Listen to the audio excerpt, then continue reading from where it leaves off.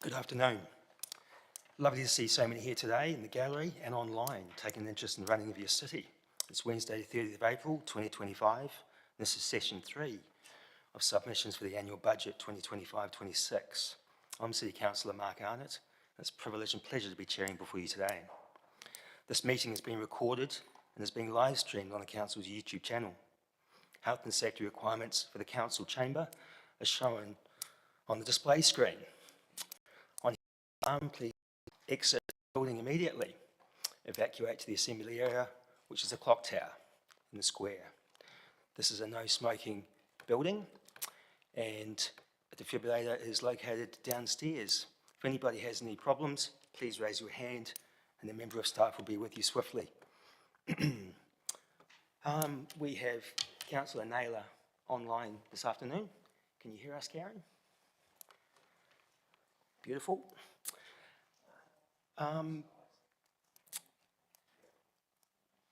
All online participants are to keep their cameras turned on and microphones muted unless addressing the meeting, please. I'd like to refer some matters to the procedure sheet. There are hard copies available on the table near the entrance where you walked in. I'm also advised that they were sent to you all in advance of the meeting here today. I'll call each speaker to the microphone and must stress that we'll keep strictly to time, as there are many speakers in this 1.5-hour session that would all like to have the opportunity to speak. Okay, you have 10 minutes to speak, and I encourage you to leave time to answer possible questions from councillors. Please keep your comments, language and tone respectful.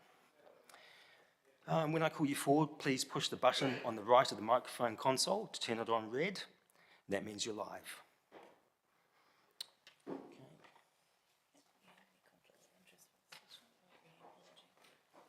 Any apologies or conflicts of interest for the session, please? From the Mayor as an apology? No. Mr. Mayor. Thank you, Mr. Chair. I'll be early departure. I'll be for the majority of the session. Thank you. Thank you.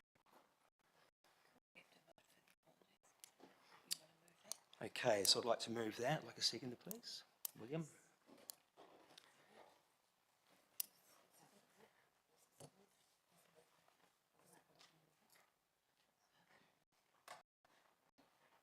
We will vote for those apologies, please.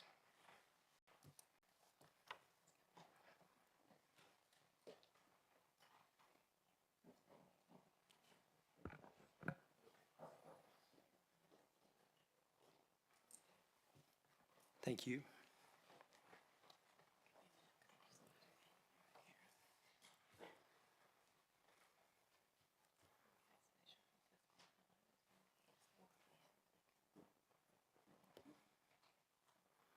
That has passed 15 votes. Thank you.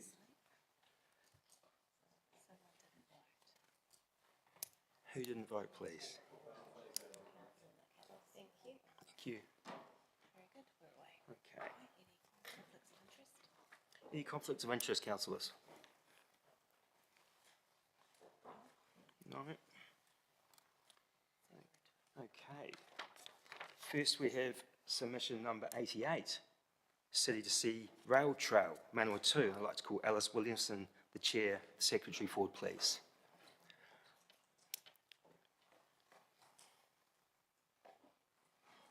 Good afternoon, Alice. If you push the right-hand button on your console, you're ready to go. Thank you. Fantastic. Right.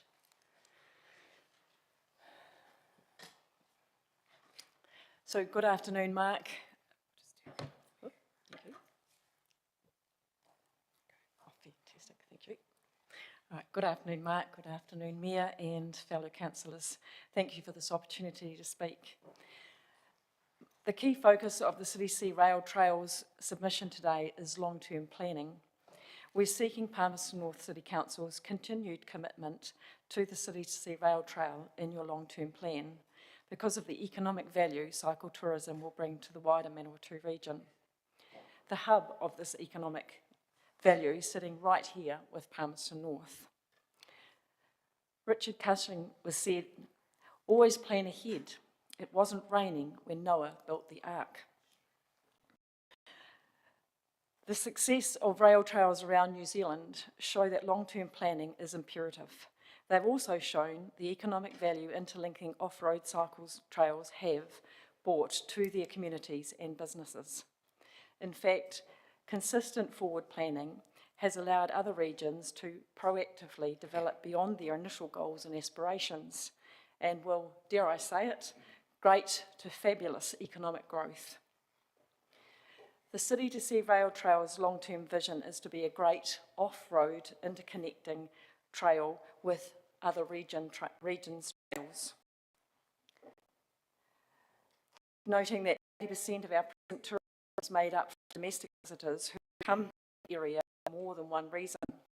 They currently focus on visiting Fielding, Palmerston North, Foxton and Hamatangi, two of which these points are also on our trail. This map shows the off-road options available presently in the region. This map shows the potential economic value cycle tourism could bring to the wider region, with Palmerston North sitting smack in the middle, making Palmerston North the ideal hub for cycle tourism.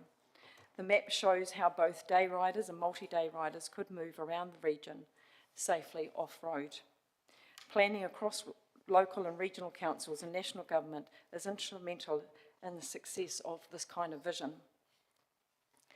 I'd just like to provide two examples here of long-term planning, one being with Bike Taupo, who began their planning in 2002, and everyone was probably quite familiar with how successful it's been. And they have 55,000 visitors a year, and that has equated to $19 million in total revenue.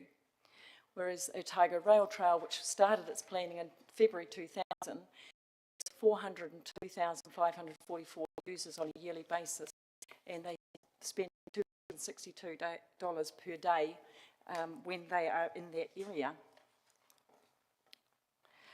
So while I'm sure there are many whys to cycle tourism and our trail specifically, I'd like you to consider the following. 80% of Manawatu's tourism is people visiting from regions around us, specifically Wellington. New Zealand's population is growing, with a 40-plus age group looking for recreational things to do. Palmerston North is planning for housing development between Mangoni Stream and Longburn. Where will they go for a walk? Where will they cycle? Well, we're certainly hoping that some of what they do will be coming out our way through the rail trail. Cycling is New Zealand's third most preferred recreational choice. All cycle trails have demonstrated economic growth through bed nights, food consumption, shopping, and indirect spending like petrol and pharmacies and those sort of things. Plus, there's direct evidence of how it has helped business development and or new businesses open, and job growth, both direct and indirect. Now, so that's a bit of a wider view, and just going back to the City to Sea Rail Trail specifically, I'd just like to show this comparison between Hauraki Rail Trail, which has a very similar gradient to us and ourselves, and our projected first 3-5 years. We think that we should get around 5,000 walkers and 8,000 cyclists. And if you then put that into dollar values based on the Otago Rail Trail, $262 per day, those are the figures there of what we think our trail could potentially offer an economic value to this area. Then, of course, there are the many benefits, and I'll just let you read that slide.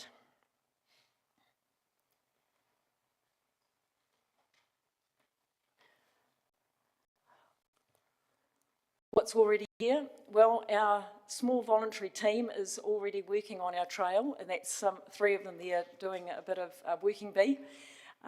We also have tons of history, and in fact it's been suggested to us our story is our biggest sale point for the City to Sea Rail Trail. And we have your endorsement as long with the MDC, Rangitani support, Foxton support. What we need. There are 23 great rides off-road and multiple other trails across New Zealand. Economically, cycling and cycle tourism stack up directly and indirectly, adding vibrancy and economic value, supporting communities and their businesses. Will the Manawatu region choose to benefit from cycle tourism also? With vision, with planning, with collaboration across the Manawatu region, tourism potential via cycling can be realised. There is huge potential for the collective us to think outside the box for cycling and cycling tourism, creating a collective vision for economic growth via Manawatu's interconnecting cycle trails and the concept of a hub here in the Palmerston North. So firstly and foremostly, what we're asking is that you continue to support the City to Sea Rail Trail in your planning. And secondly, what we're asking is that while there isn't a request for any financial support at present, we do ask that you can help us with planning, staff time, and facilitating the building of relationships with businesses, philanthropic partners and stakeholders, and potentially mayoral support and commitment leading to the RTLP with NZTA, which is incredibly important to our trails specifically. Thank you for listening to me today. Thank you, Alice. Are you happy to answer some questions?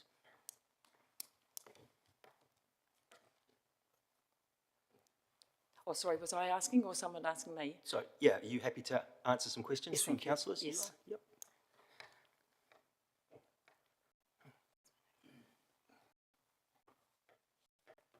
Mayor Smith.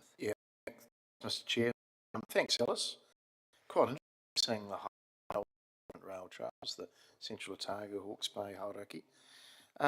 So you'd be using, and I think I'm right in saying this, the former Foxton to Longburn rail, the old Ballast. site of the ballast of the Yeah. road reserve there, which is quite wide. That's where you'll be going? Yes, so our plan is to start at Naira Street South, Longburn, which is the hall. Yeah. And then, so follow that, the railway line out at 6.1 k's to the turn off at Rangiotu. Yes. And there'll be that bit between, that bit there to Rangiotu is our Achilles heel, and we've got a little bit of work that needs to be done then. Then we get back onto the rail trail again at Rangiotu, and that takes all the way out to Hamatangi, and our plan is to go right out to Hamatangi Beach, and then you'll have three options, either down the beach to Foxton, down Wiley's Road, or down State Highway 1. So there's that loops options. 34 k's to Foxton, 28 k's to Hamatangi. Right, okay. And in terms of getting it on the regional transport plan, and you've got two members of that, one in the gallery and one sitting here, it'd probably be good that you made some sort of submission to that at some stage too. Okay, thank you. Exactly like what you've just done to us. No, good work. Thank you. Councillor Harpiter. Thanks, Alice. Just wondering if you talked to Manawatu District or Horowhenua. Have you talked to those councils as well as us? Yes, so we have endorsement from Manawatu District Council, and we have, last year I made a presentation to the Horowhenua Council when they were doing the long-term planning, and it is my plan to go back and actually have another conversation with them. They're not doing anything with the annual plan this year because nothing's changed, so yeah. Thanks very much, Alice. Thanks for your hard work. Councillor Bowen, got time for a quick one. Thanks, Mr Chair. Just on your relationship with CEDA, please, Alice, you referenced them in your submission and talked about needing more of their staff time. Can you tell us how you work with CEDA? Yes, and we do have a working relationship with CEDA presently, and it's just been suggested that it might be beneficial if we perhaps had a little bit more of their time allocation to help with the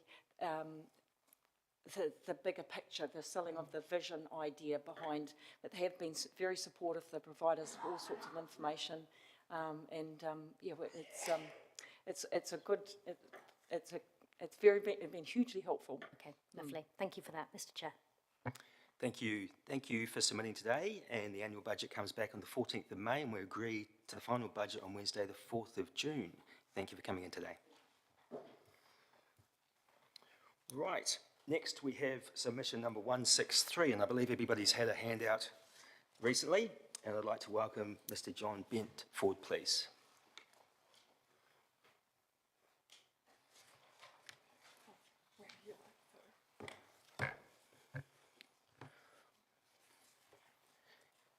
Good afternoon, John. You have 10 minutes. Take it away.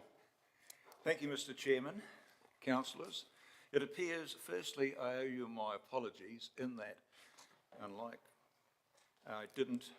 my intention was to have this pre-circulated so you would have had it on Monday morning, so you could look through it and read it and prepare questions, whatever. However, it's all summed up on my final page, and quite simply, this arises out of your third option in the Palmy Waters consultation, where option 3, which is Palmerston North Go It Alone, would be unlawful.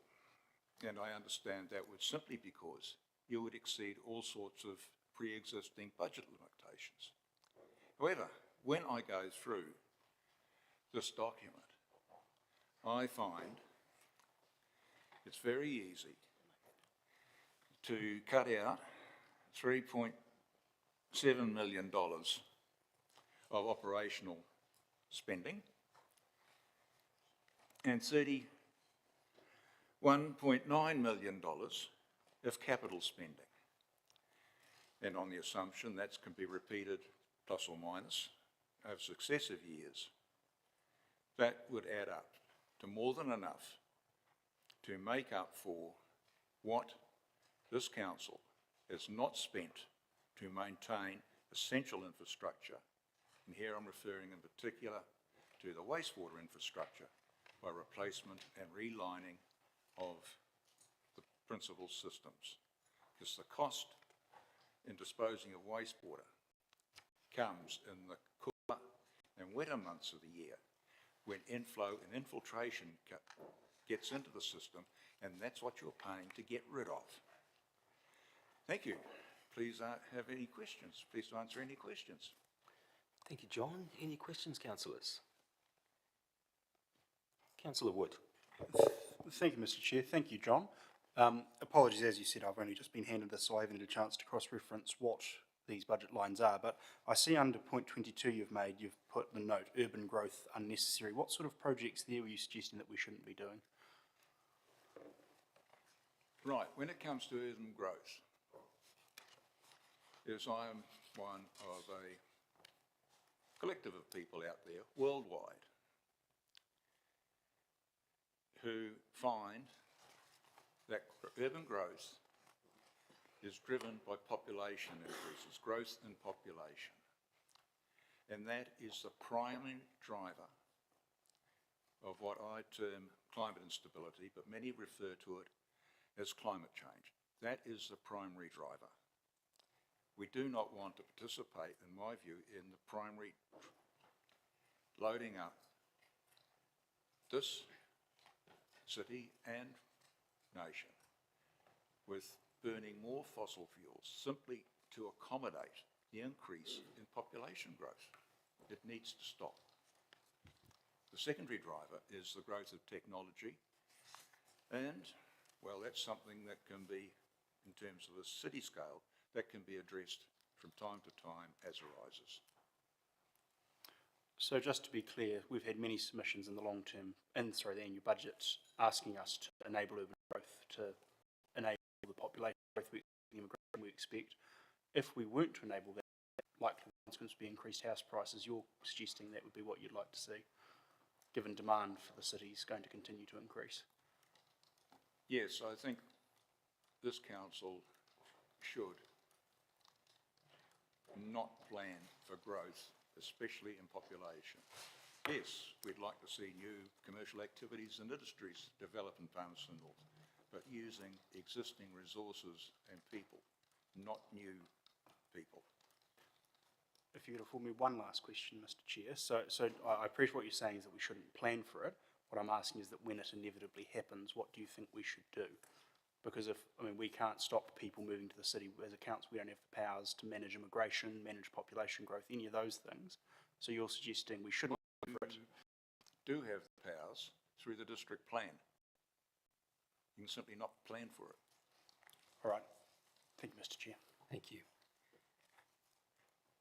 Councillor Ballard. Thank you, Mr. Chair. Thanks, John. Just to pick up on your point around the climate crisis and what it means for the future of this city, this country.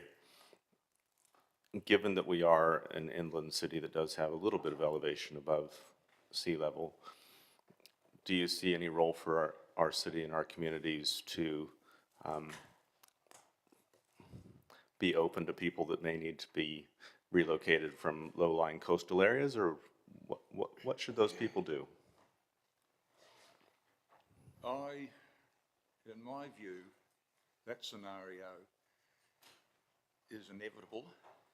The question is, when is it going to happen? And because it is shifting from place A to place B, being Palmerston North, it is too early now to allow for that. How would we know, when we needed to do something in that space? Well, I'm mindful of the debate that's going on down in Kapiti. And of course, there's many other communities around New Zealand who will be in that situation and around the world. And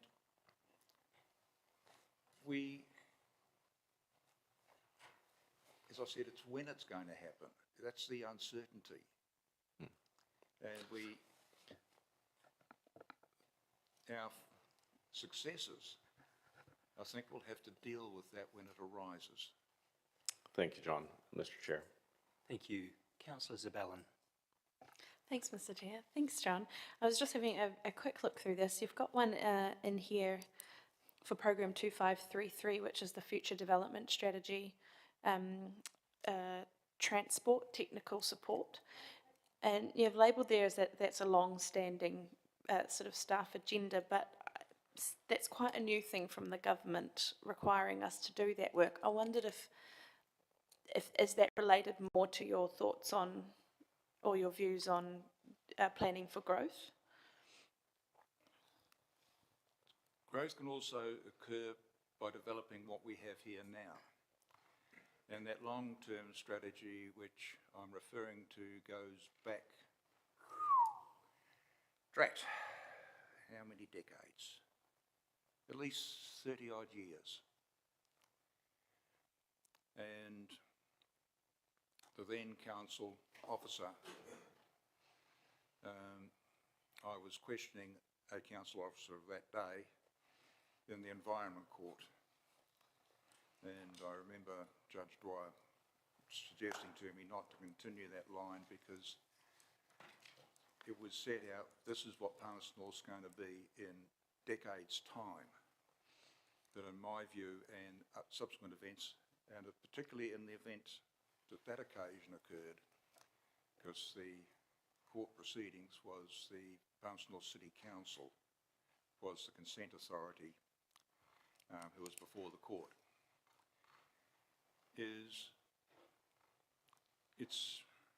To me, it was just grandeur delusions. There was no substance to it, and I still see no substance to it. That's my view. Great, thank you. Thanks, John. Right, that exhausts all the questions for you, John. Thank you for submitting today. The annual budget comes back on the 14th of May, and we agree to the final budget on Wednesday, the 4th of June. Thank you again. Thank you. Right, next we have submission number 129. I'd like to call forward Resident Consulting Limited on behalf of Terra Civil Limited, Daniel Barr. Thank you.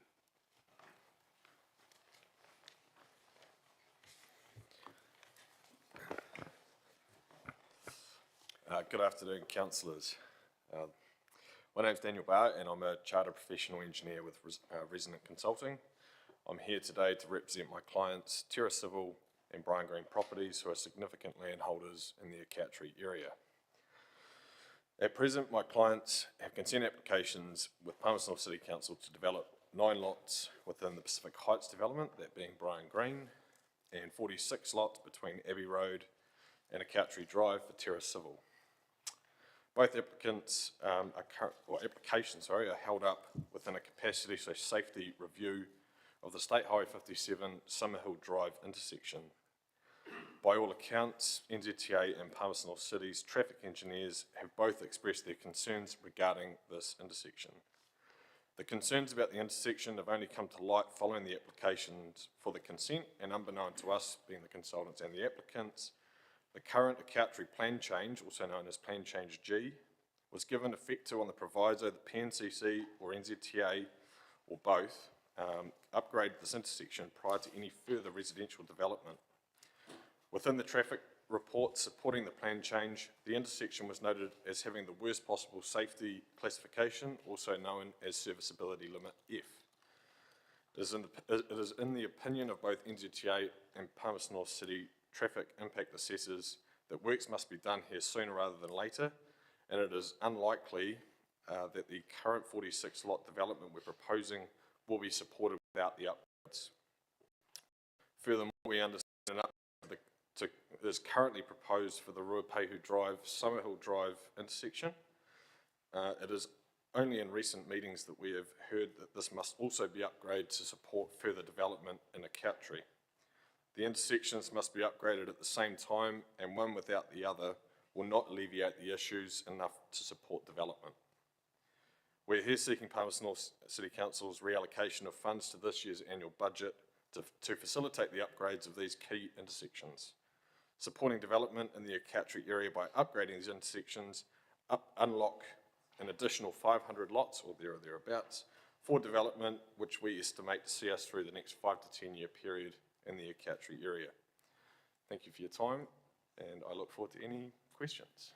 Thank you, Daniel. You happy to answer a few? Here we go. Councillor Fitzgerald. Thanks, Mr. Chair. Thanks, Dan. Hi, guys. Adrian. Nice to have you in the chamber. Just a point of clarification, actually, Dan. So in your submission, you're representing resident, but your notes are representing Terra Civil. Is it resident or Terra Civil who do not support the council's preferred option for managing Te Motu or Poutoa? Possibly Terra Civil? I'm not. Great answer. Thanks, Mr. Chair.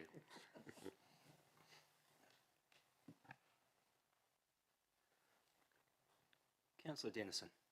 Thank you, Chair. Just in regards to those intersections, are you aware that council has any money in its outer years for that upgrade, for that, those intersections you refer to, or is that a new program? I believe that within the LTP there is allowance for the intersection upgrades to Ruapehu Drive. At least within the current budget there is money aside for design.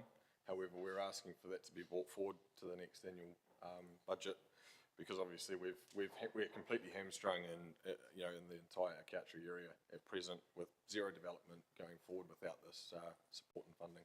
And I'm understanding from you that both actually need addressing rather than one having a priority over the other? That's what we understand from Council's transport assessor, yes. Okay, thank you. Thank you, Chair. Councillor Zabellin. Thanks, Mr. Chair.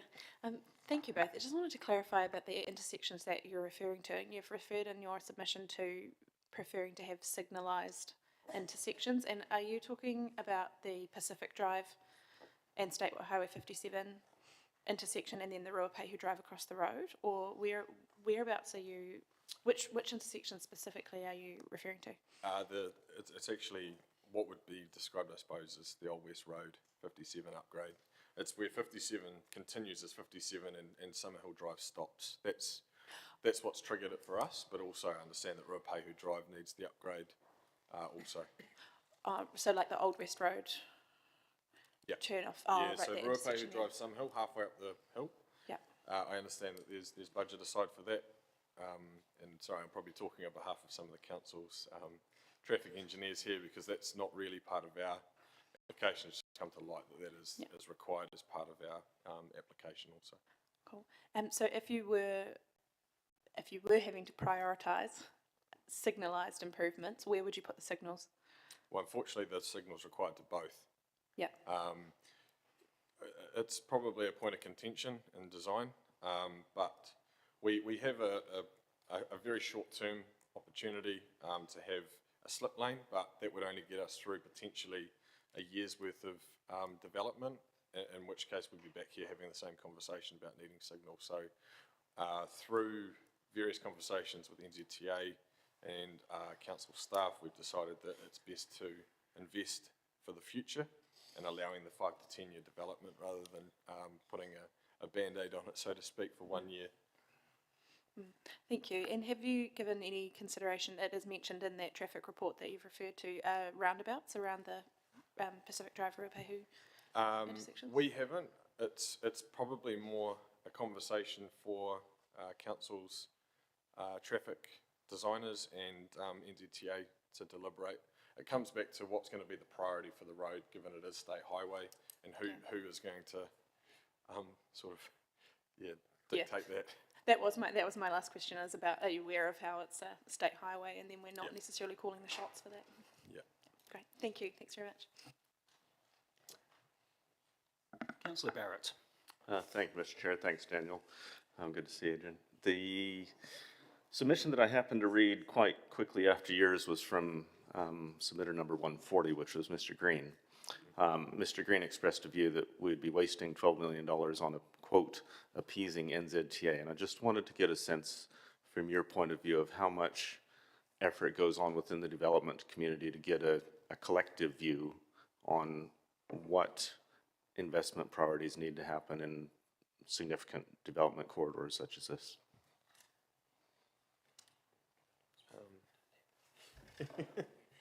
It's probably a difficult-ish one to answer, but the developers do talk to each other, obviously, and especially in places like Acautri, where there are probably 2 or 3 major landholders.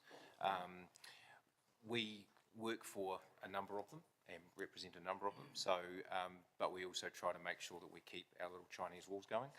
But I think if there was a priority, we'd have to ask them, to be fair. Is there ever any discussion around, bringing joint submissions or anything that might, resolve some of that and bring a collective view to the table rather than having, in this case, quite contrasting views? Yeah, and we have tried to talk to them about doing that, so that's probably a bit more on us to try and get them coordinated. Great, thank you, Mr. Chair. Thank you, gentlemen. That's all we have.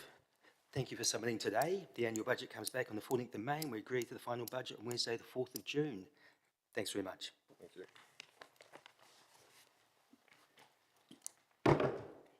Okay, next, councillors, we have submission number 64, and I'd like to call forward Robert McLaughlin, please.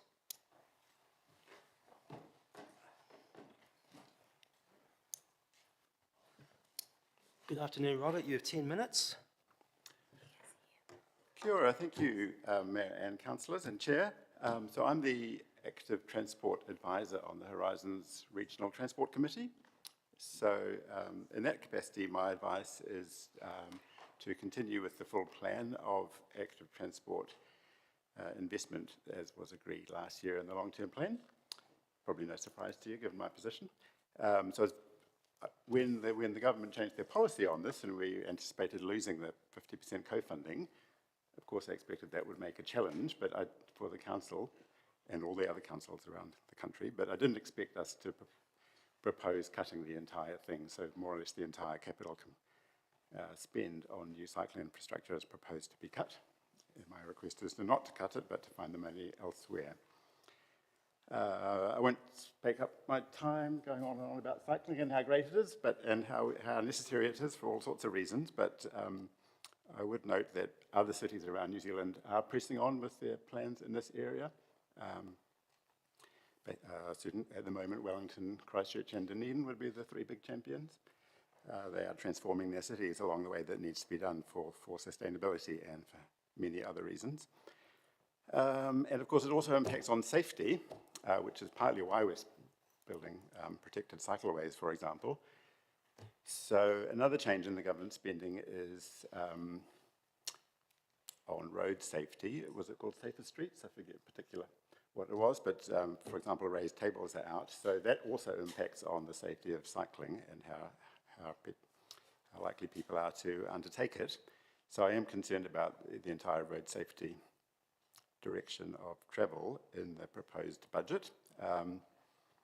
So we're cutting a lot of road safety projects. we're cutting the cycleways. And we're also making things unsafe in other ways, for example, by raising speed limits, which we've been compelled to do by the government.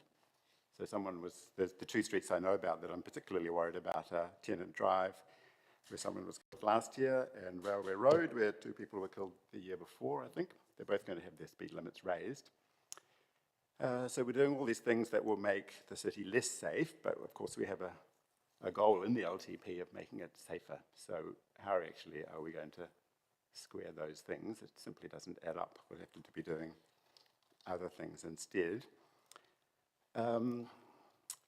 Just to take off my active transport hat for a second, I just want to spend 2 minutes on rates and the uniform annual general charge. And some of you probably remember me speaking about this 20 years ago or something. It's been a long-standing political issue in the city and in other cities, but we're proposing to increase the UAGC by 50%, and I don't think we should have one at all. It should be removed. All the other fixed charges are going up as well. So the upshot is the fixed charges are going up. The land and capital value component is going down. So rates will go up in Highbury and down in Hokowhitu, and is that really what you want to do? Are you going to go to the people of Highbury and say, we've put your rates up so that they can go down in Hokowhitu? That is not what we want to be doing. We want to be going the other way, if anything. Some of those other fixed charges may be related to the actual cost increases. Don't know the details on that, but it's particularly the UAGC that I'm objecting to, that I don't think we should have. And I just wanted to read out some stuff from the LTP. Provide a safe, low-carbon integrated multimodal transport network. That's the headline goal on transport. I'm just noting that here. We're going the other way. Maintain and upgrade the cycle network. There's another specific action. And for year 2 of the LTP, which is the year coming up, implement actions to reduce greenhouse gas emissions from transport. And again, I'm not seeing the details of how those actions are going to be done in the annual budget. Thank you. Thank you, Robert. You happy to answer some questions? Yeah. Councillor Johnson. Thanks, Mr. Chair. Thanks, Robert, for your submission. I'm just going to ask you about UAGC. Yeah. So, as you know, Council has been reducing it progressively over the last few years, but this year it was proposed to increase it again.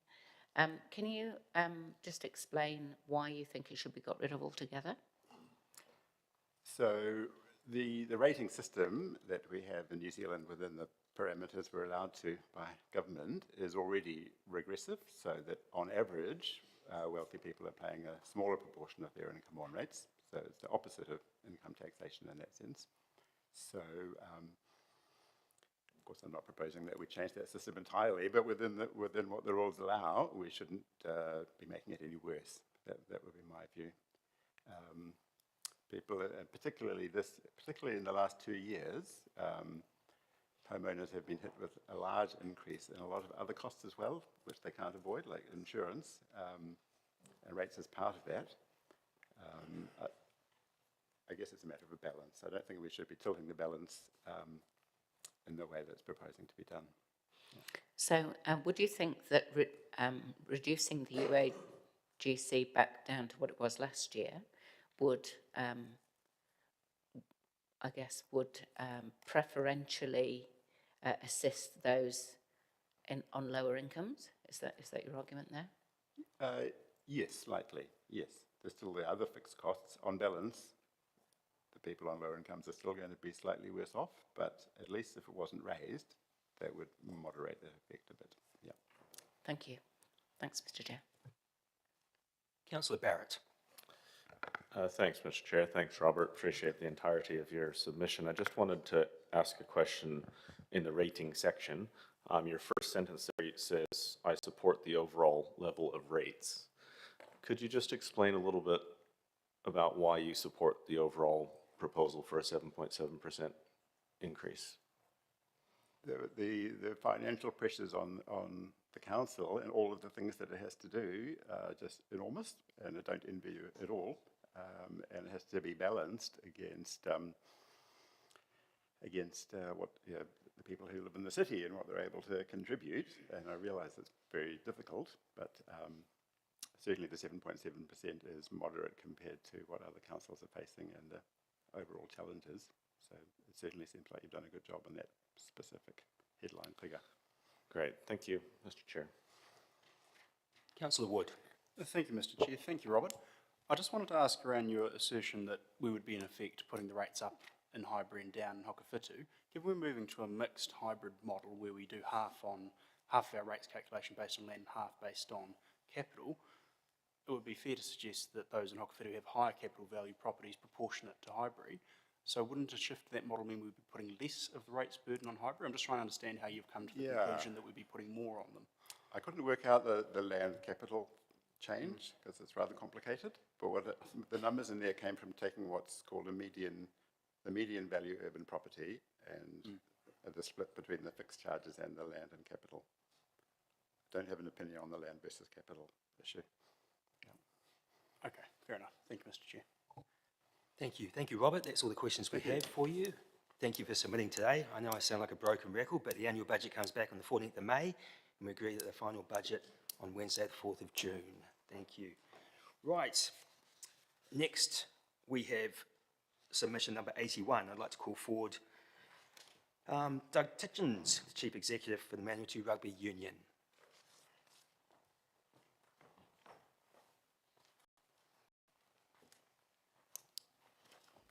Good afternoon. Your Good go. afternoon. Yep, cool. Firstly, thank you everyone for allowing me to speak today. I'll briefly just give you an overview of what I've submitted. In short, it's a proposal for a community partnership with Manawatu Rugby. I suppose the first few pages just talk a little bit about our history, about who we are, what we've achieved last year with participation numbers, and that looks at players, male, female, junior, secondary school and senior, and also our coaches and referees. Pretty clear our vision, which I think just looking at the long-term plan for the council, our vision is obviously bringing our community together through rugby. We're looking at putting forward a proposal for a 3-year partnership. Obviously, currently, it's pretty challenging at the moment.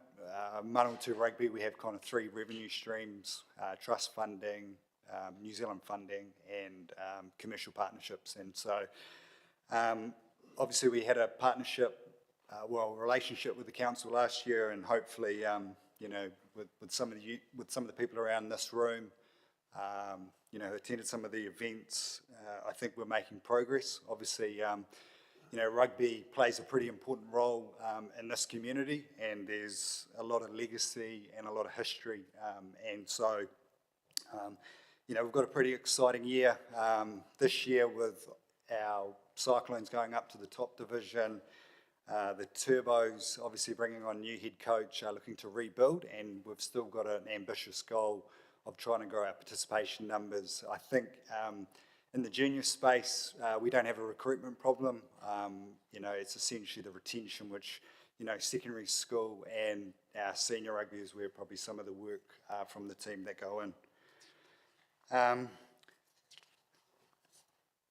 I think if I look at, why would you guys consider this? So what's the benefit for you guys? If I look at, the long-term plan, I look at the 3 goals.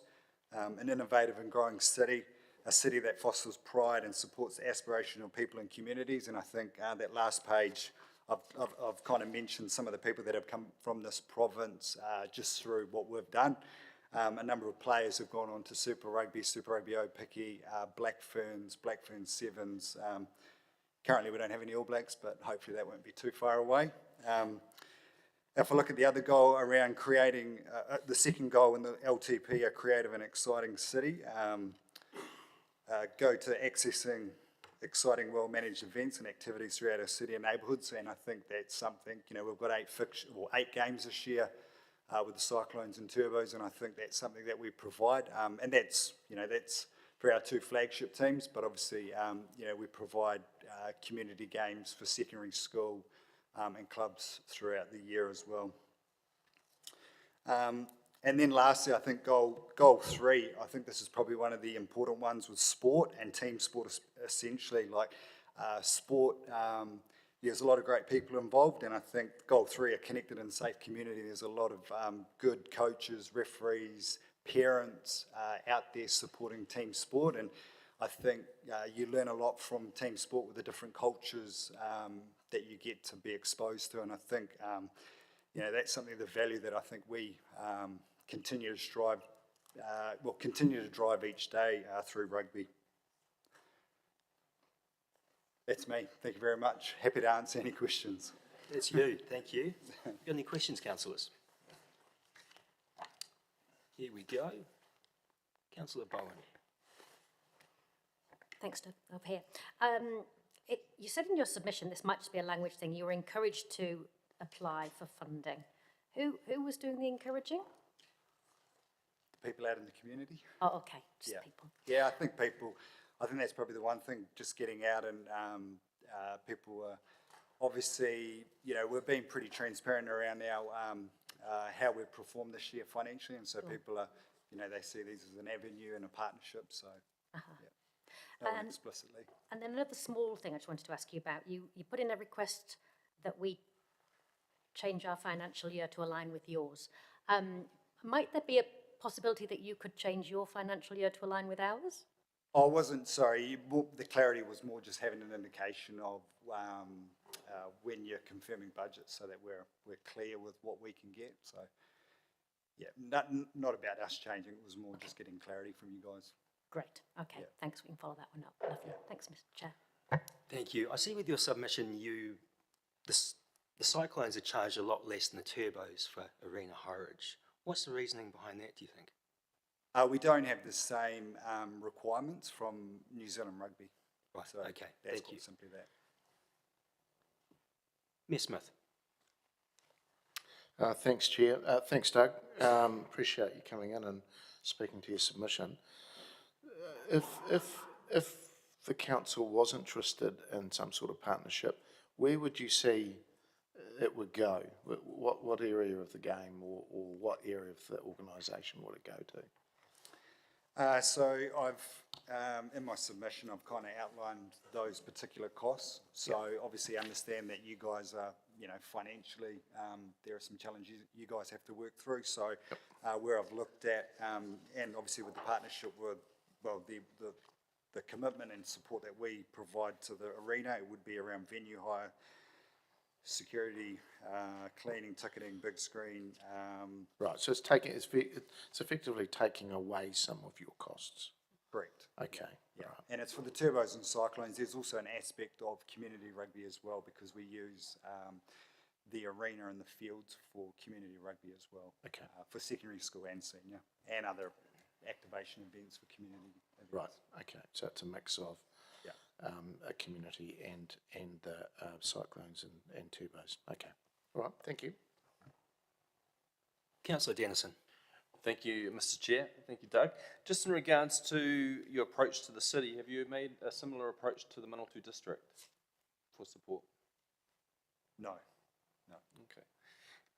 And with rugby being predominantly professional, certainly at the senior level, with those teams that you've outlined are offsetting the costs for that, what would your response be for the community that have a concern that we're actually funding a predominantly professional sport?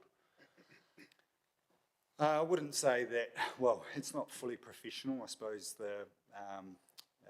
it's semi-professional. I suppose the reality of running a team for the city, it's a flagship team, but I think it's more probably the benefits we give the city national exposure, where when we look at both teams, it's probably where we see that opportunity for the council, not necessarily supporting us, but hopefully, if you're looking at things that you're trying to achieve through your long-term plan, hopefully we can help facilitate that. And also, by having that support, we're actually adding, by bringing in more people to the city, hopefully through, coming to an exciting event. Appreciate that. Thank you, Chair. Councillor Harpiter. Thanks, Mr Chair. Thanks, Doug. What other sponsors have you got lined up? What sponsors? Yeah, there's a number of sponsors. So we've, yeah, I can't go through all the particular names, but yeah, we've gone through our sponsors last year, and we've had commitments with those. So I suppose our approach is going back to people who have supported us last year. And a lot of people have come back on board. The second part is going to people who have sponsored us in the past. So, you know, within the last 5 to 10 years, and engaging with them. Yeah, there's been probably a bit of work from the team coming on board and rebuilding relationships, understanding what they value. We've seen a bit of a different, you know, obviously there's the Turbos, there's the Cyclones, and they value them, but also they value some of the stuff that we're doing with community rugby. So, yeah. So no one else is putting 141 up, or anyone else putting 141 up? New Zealand Rugby is our biggest funder. Not at this stage, no. Okay, thank you. Thanks, Mr Chair. Councillor Zabellan. Thanks, Mr Chair. Thanks, Doug. In your proposal, you've costed out very helpfully. It's for the costs of delivering 8 national provincial games in 2025, but then you've support for 3 years. So I wondered, what's the, are you intending to host other provincial games in the subsequent years? Is that what that's for? Yeah, so basically how it works, you don't know your games until the end of the season. So there's a process for that. So essentially we get 5 NPC games, and then if you're fortunate enough, you get the semis, quarters, and finals. A little bit less for FPC, and then there are pre-season games as well. So yeah, we don't know those until yes, TPC. Yeah. Cool, thank you. And have you applied before to our major events fund or our sponsorship funds? Yep. Okay, great, thank you. Sorry, councillors, that's all we have time for. Thank you, Doug, for submitting today. The annual budget comes back on the 14th of May, and we agree to the final budget on Wednesday, the 4th of June. Thank you. Thank you. Okay, councillors, next we jump to submission number 130. I'd like to call forward Ian Staples.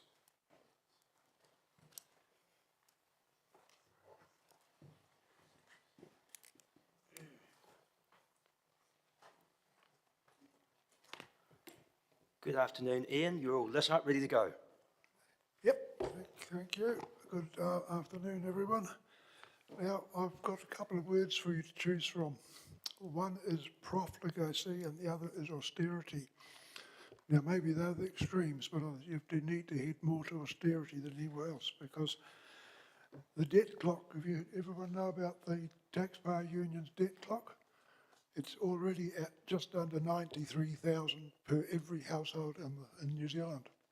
And it's ticking up rather rapidly, and you guys are helping it. Now, I've got a bit of experience in running things like this. I was on the Taurua Power Board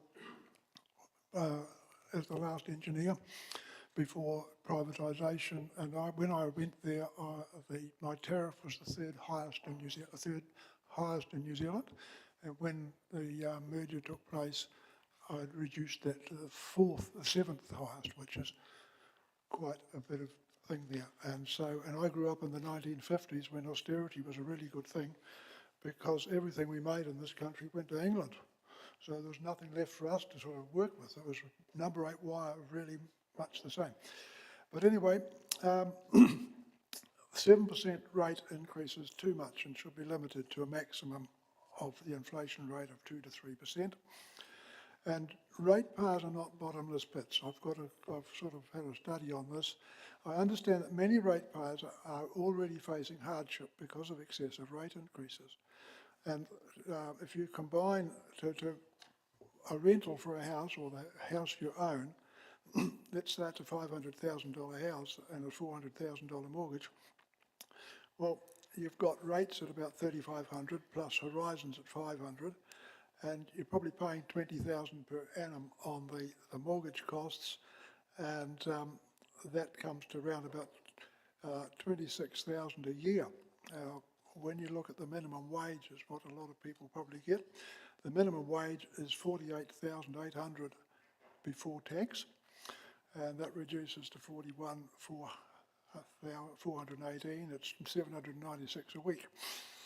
So when by the time you pay out $500 a week rent, because that's what a house costs for those numbers that I had, then there's only a little bit left for groceries, clothing, transport, and those sorts of things. So basically 2/3 of the money goes on the cost of owning or renting a house.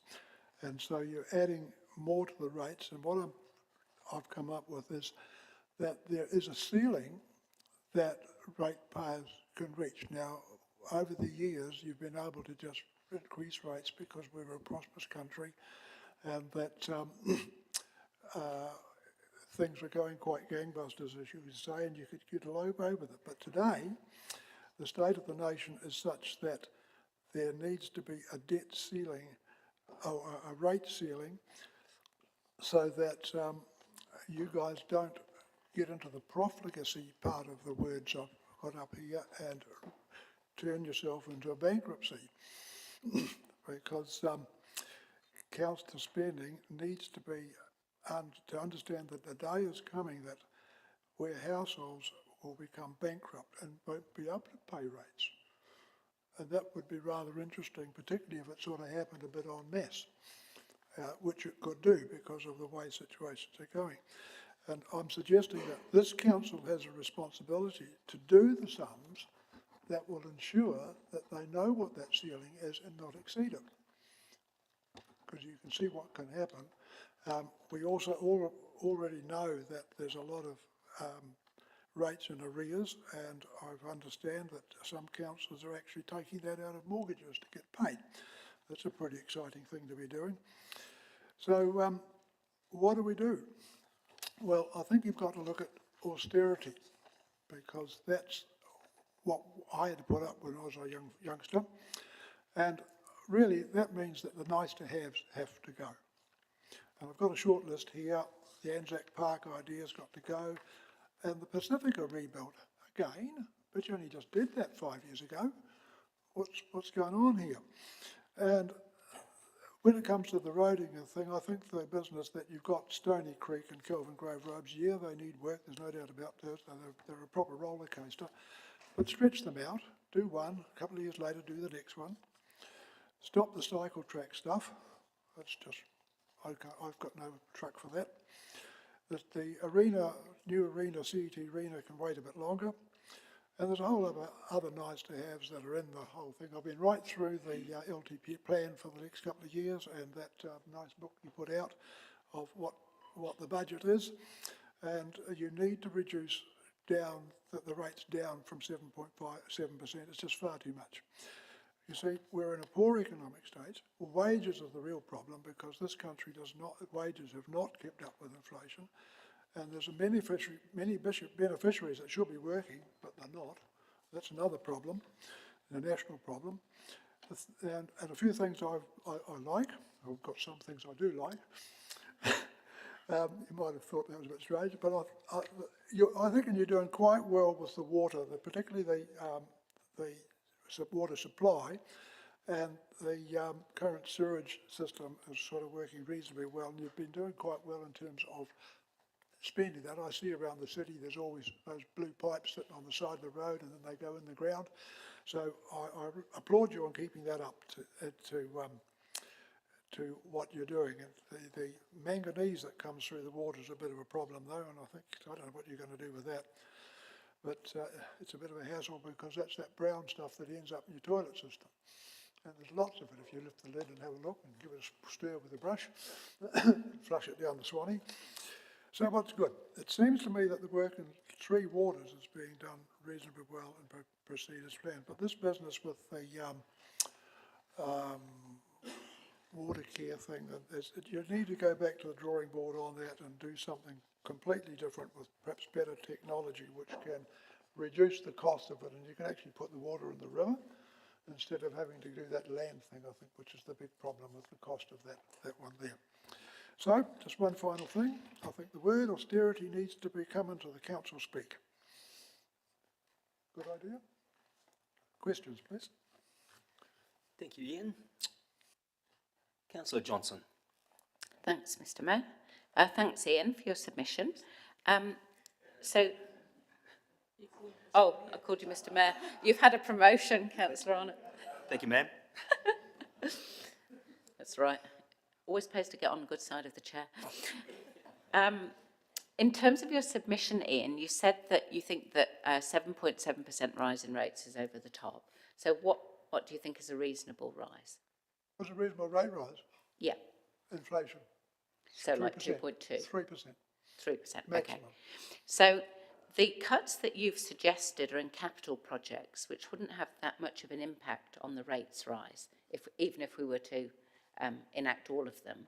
So in order to cut rates down to 3%, we would need to cut services.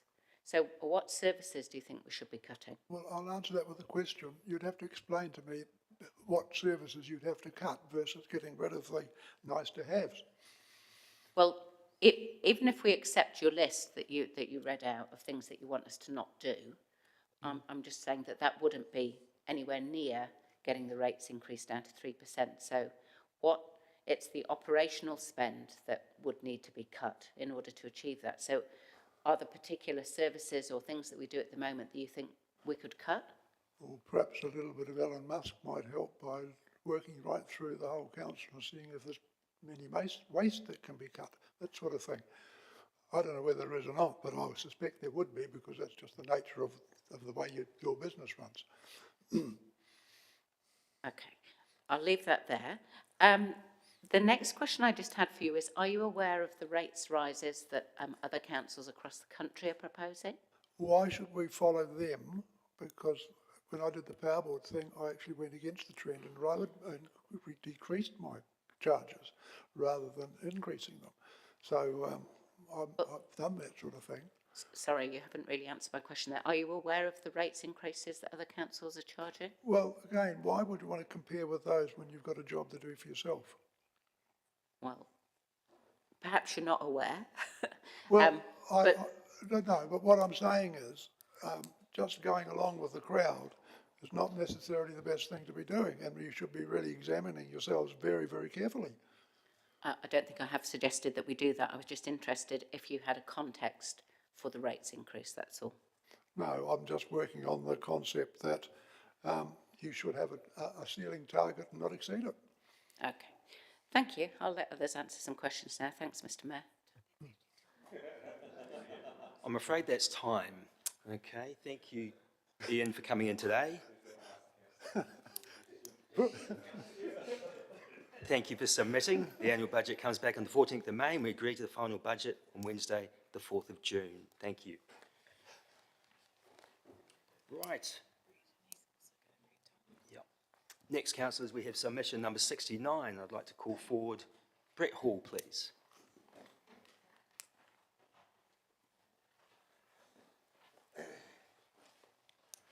Good afternoon, Brett. You have 10 minutes. Good afternoon, it's Brett Hill. For the record, most people know about this call, Brett Hill, yeah. Ngā mihi kia koutou, greetings.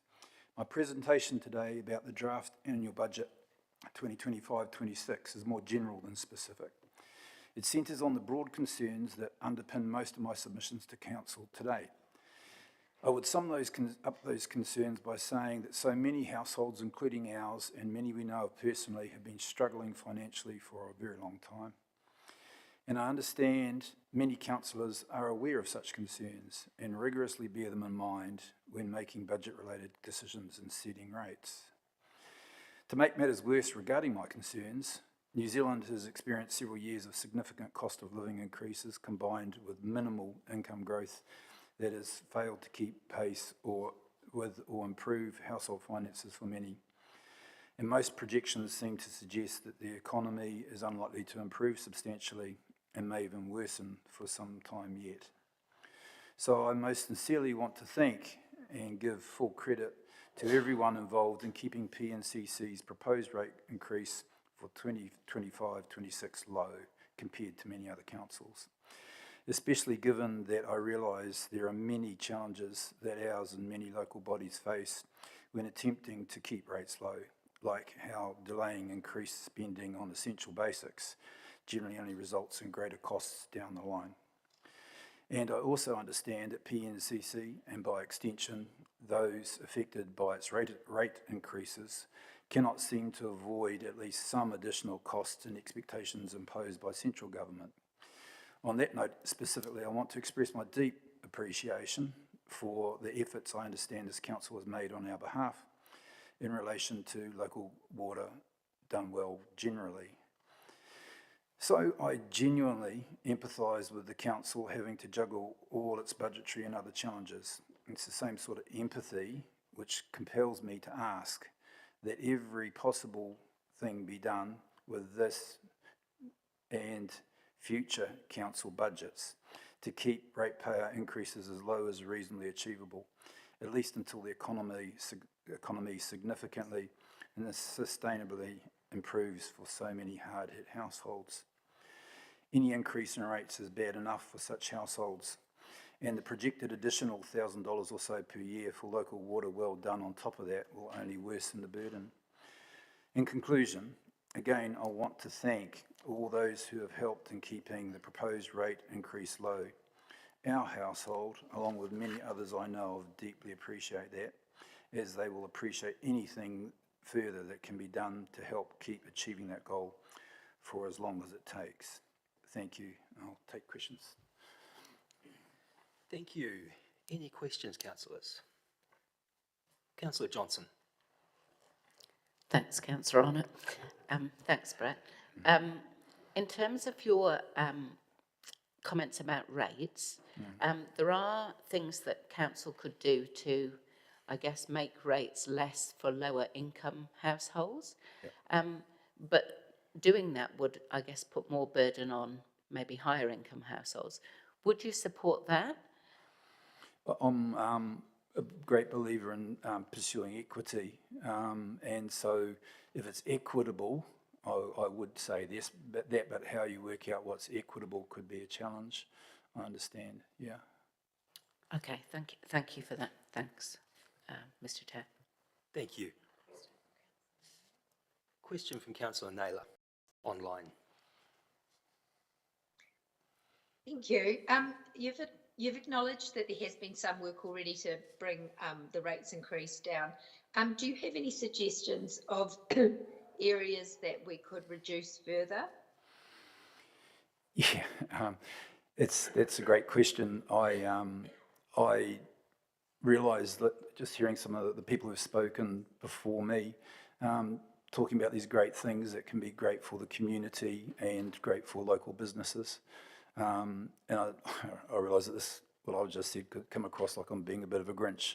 I'm not saying that all things should be cut to the bone. I'm just saying that I do realise that there is a considerable financial burden for many, and if anything can be reasonably cut back, if that could be done, that'd be a great help. But I realise that's not very specific, and I'm sorry about that. But I'm not across all the issues in detail like I'd like to be able to be more specific. Thank you. So if it meant to keep rates increase lower, if it meant that there was a reduction in some levels of service, would you be okay with that? Yeah, so I'm a great believer in keeping the streets free of rubbish and keeping the water flowing, and basically Maslow's hierarchy of needs, for those who are into that, come to mind. The lower levels, shelter, warmth, food, etc. As further you go up, you get closer to what some people call the nice to haves, maybe, arguably. So just anything that can keep the basics going, I understand takes money, and you get inflation and various things impacting that. But if there's some things that can possibly be put off until a future time without incurring unnecessary costs, that's the sort of stuff. Sorry, I can't be more specific. Okay, no, that's helpful. Thanks, Brett. Cool, thanks. Right, thank you, Brett. That's all the councillors' questions that we have for you. Don't go away, because I believe you're here again next. Councillors, next we have submission number 77 on Brett is submitting on behalf of Tom Santing. And Tom can't be here today to attend, so thank you, Brett. Take it away. Just looking through my stuff for his submission. Sorry about the delay. No problem.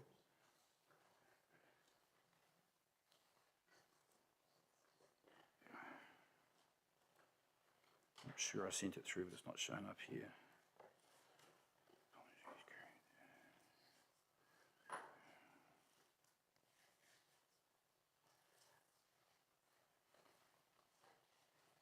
Phew, found it. Sorry. Okay. Shalom, kia ora, greetings. My name is Tom Santing, and I apologise for being unable to present this submission in person due to prior memorial commitments. While I'm grateful to Brett Hill for reading this out, I do not expect him to respond to any questions you may have on my behalf. However, I am happy for my contact details to be shared with any councillor who wishes to follow up on anything in what follows. Thank you. Like many others in our city, my household is under financial strain. Any increase in rates or local water done well charges will have a significant impact. So I sincerely thank councillors for working to reduce the proposed rates increase from 8.9% to 7.7%. That effort is truly appreciated. From my understanding, the largest pressures on the budget are debt repayments and operational costs, while major projects like Arena 5 are set to impact rates next year. With that in mind, I would like to offer a few suggestions. 1. Cost recovery at events and possibly reducing the number of certain events. Large events such as the Home and Lifestyle Show or Esplanade Day are highly enjoyable. However, could Council consider introducing small parking fees or other user contributions to help recover some costs, particularly from visitors to those events? Similarly, modest entry fees at venues like Te Manawa could help support ongoing operations. Perhaps events with higher costs relative to the returns the council receives could be postponed until better economic times prevail. 2. Deferring large projects. Projects like Arena 5 or the proposed marae are valuable, but are they truly urgently needed? Deferring these types of investments during a period of economic pressure may help mitigate further rate increases next year. 3. Reviewing operational spending. Could planned spending such as vehicle upgrades be delayed? For example, extending the use of older vehicular assets, particularly those with low resale value, might free up short-term funds. At my workplace, we make do with older tools where possible, avoiding unnecessary expenses, and it has proven effective. In summary, in my view, long-term economic survival requires belt tightening during challenging times like these. While this may cause discomfort for households and local bodies alike, if it helps save costs and reduce rates, it is essential, provided it does not lead to huge future cost blowouts and provided it does not lead to huge future cost blowouts for work that must eventually be done, then reducing or postponing spending on projects which aren't urgent is a strategy I wholeheartedly support. Such decisions would safeguard those experiencing financial challenges and in turn benefit our city as a whole. Thank you for your time. Tom Santing. Thank you, Brett, for reading that from Tom. Thank you. Any questions, councillors? Yes, please. Oh, sorry. Yeah. Okay. That's you? Yep. Okay. Thank you. Thank you very much. Now, that's all we have. Oh, David's here. Okay. Submission number 117, councillors. David Southey, come forward, please.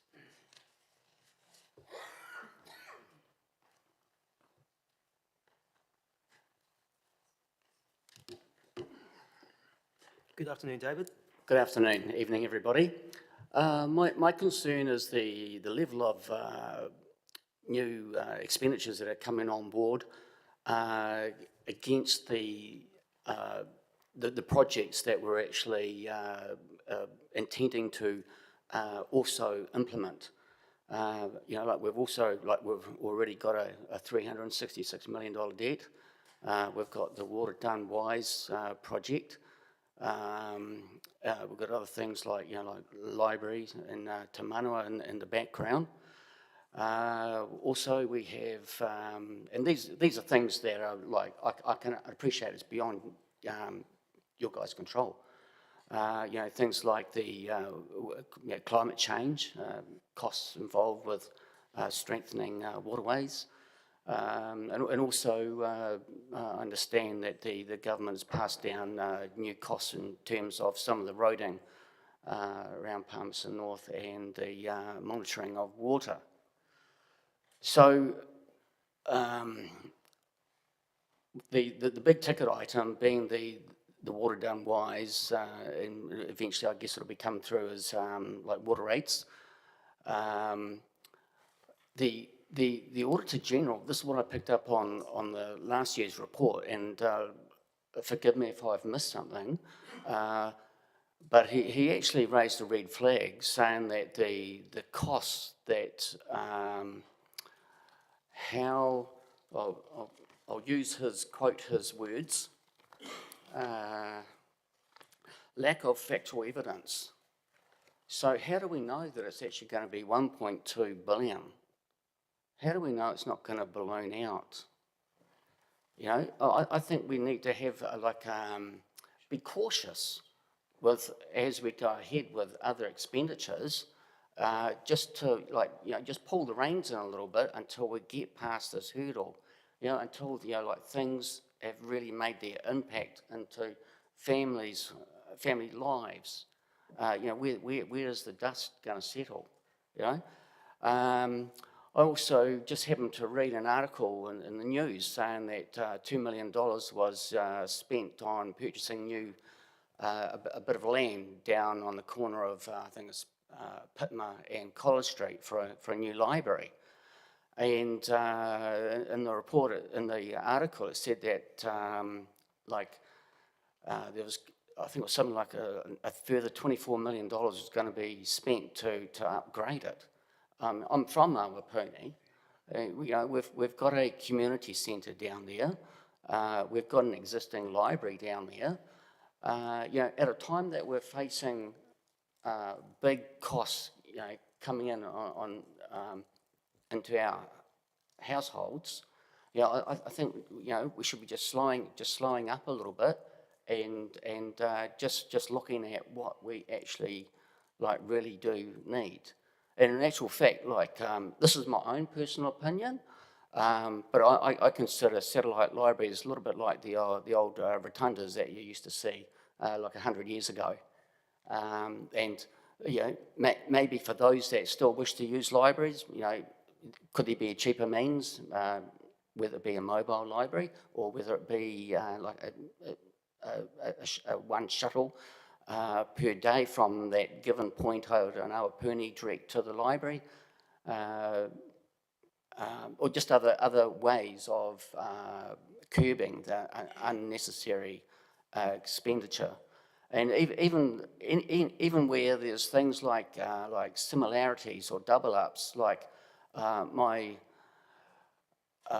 regarding the Te Motu o Pātoa, I'm not a very good Maori speaker, but Te Motu o Pātoa Anzac Park, and I think it's going to be a marae and a cultural centre. And, you know, at the same time you've got the Te Manawa, where it's going to have to go through an earthquake strengthening. You know, can things be intertwined, you know? Implemented into two things. I mean, you know, right now our economy is stagnant. Our wages are stagnant. I mean, I haven't had a pay increase for a few years. You know, there's people that have lost their jobs. You know, there's things that we can't escape, which I pointed out at the start. But I think at least can we not slow down the future expenditure? I can understand also. we're paying something like $14.5 million for servicing the debt of 366 million. And like I believe that originally this year, for the next 12 months, it was forecast to be 17. Well, I'm a fan for letting it stay at a higher level to speed up the, if you can, repay principal a little bit quicker, to shorten the term of loan, rather than going in like an absolute shock from, you know, we've got these new, taking on board these new investments, improvements, and then wham, you know, we've got to take on the water rates, which I think there will be a lot of people struggling. Just in regards to like things that like I feel in the are not as popular as what they used to, like library. Like I just happened to be out at Sledge Track just last weekend. I was just absolutely blown away. You know, that car park was absolutely just chocker. And what a fantastic track. What a fantastic track it is up there. And you know, even driving past the walkway bridge going over the Manawatu River, mate, you can't even get down the street. You know, there's just cars for Africa. You know, these are the sort of things that would put our city on the map. You know, I reckon whoever came up with this idea, we need to get him back and ask him if he's got any more ideas. You know, it's brilliant. It's brilliant. We've got sports centres. We've got you know, the indoor pavilions. You know, we're actually a good place to attract sporting events in the city. You know, it's like we're in a good central location. You know, Wellington, Hawke's Bay, Taranaki. Yeah, I think we need to be promoted. Stimulate growth. You know, stimulate growth for our city and for us people. Thank you. Thank you, David. You happy to answer a question or two? Yeah, sure. Councillor Johnson. Thanks, Mr. Chair. Thanks, David. Just a clarification, just so I can be sure that I understood what you said. When you're talking about the community libraries, is that what you meant when you were talking about the satellite libraries? Yes. And are you suggesting that we close those down, or are you suggesting that we just don't increase them? Well, this is my own personal view, but I think we should look at an alternative way of servicing the need for those that you know, would like to use the library. I mean, the amount of times I've walked in there and you think, gosh, it's like a ghost town. Yeah, that's my personal view. Is that the community library you're talking about? Yeah. And utilise the main city library. Okay. Thanks for that clarification. Yeah. Thank you. Okay, that's all the questions we have for you, David. Thank you for submitting today. Thank you. I like your handwriting, by the way. The annual budget comes back on the 14th of May, and we agree to the final budget on Wednesday, the 4th of June. This brings us to the end of session 3. Thank you to the elected members and submitters for your attendance. Session 4 is due to start at 6 p.m. and is scheduled to run until 7:30 p.m. tonight. It will be chaired by Councillor Hancock. Thank you.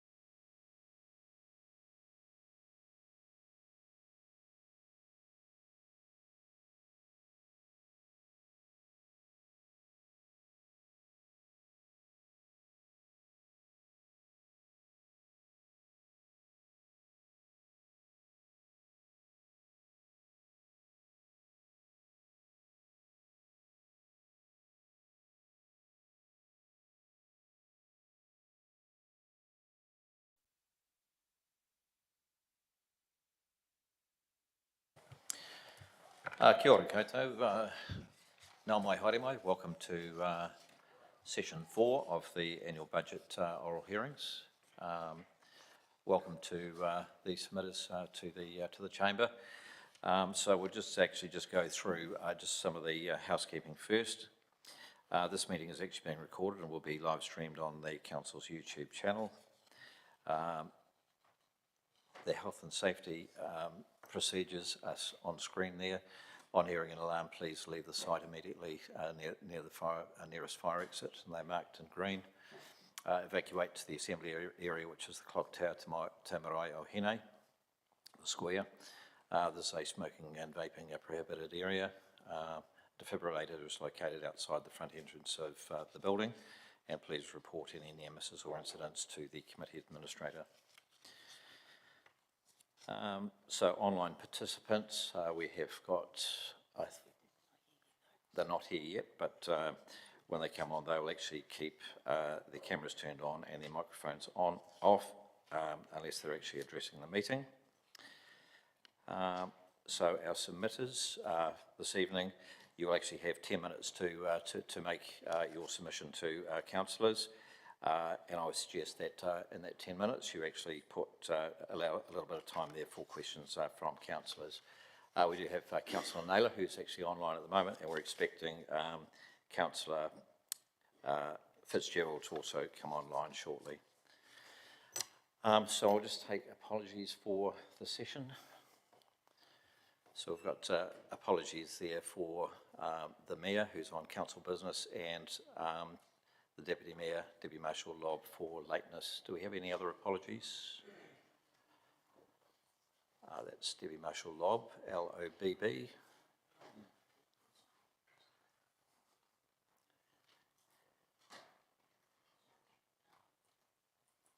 So I'm happy to move the apologies, if I can have a second, please. Thank you, Councillor Wood. And we'll vote on that, please. Thank you.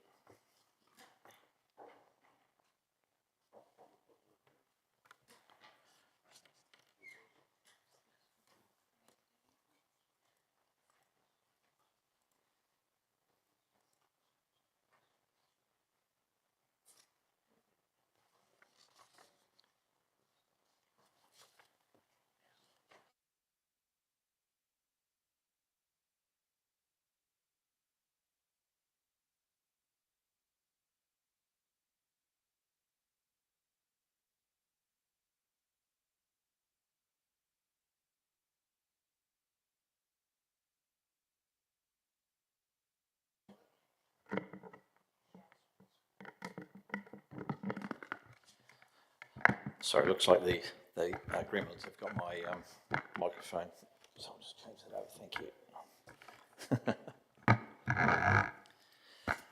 Right, so that's carried 13 votes for, so it's unanimous, thank you. Right, so our first submitter is submission number 86, and that is Horizons Regional Council, Rachel Kettle. Rachel, welcome to the chair. And if you just press the right-hand button, and when your mic is red, that means that you're ready to speak. Thank you. Thank you, Mr. Chair. Tēnā koutou katoa. It's very nice to be here to talk to you all, so thank you for allowing me the opportunity to speak to our submission. I just wanted to start off by acknowledging the great working relationship we have between Palmerston North City Council and Horizons, and the fact that that was recognised through a recent planning award for our joint future development strategy. And I think that just shows how when we collaborate and work together well, it really shows.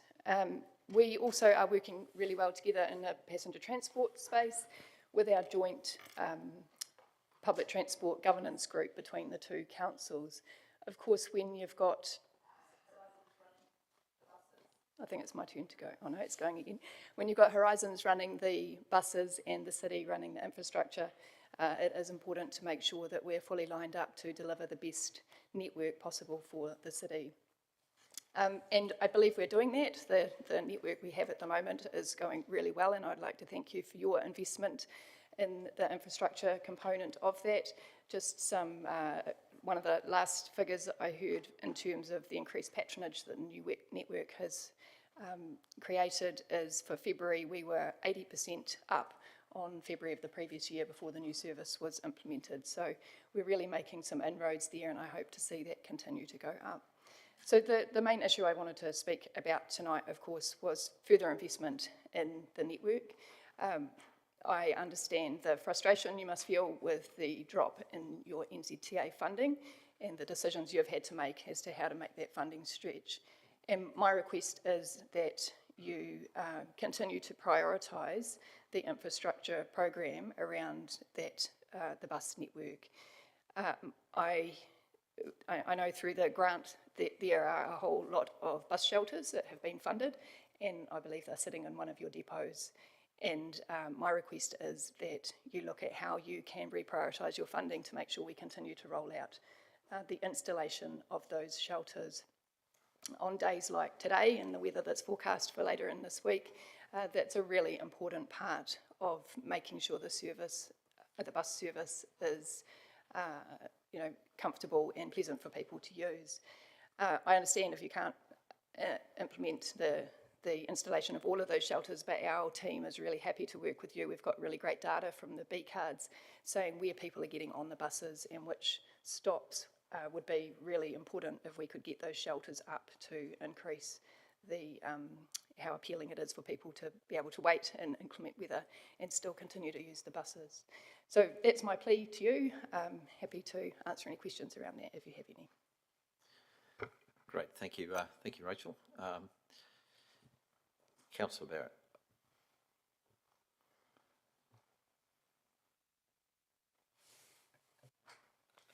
Thank you, Chair, and thank you, Rachel, for speaking to your submission or from Horizons.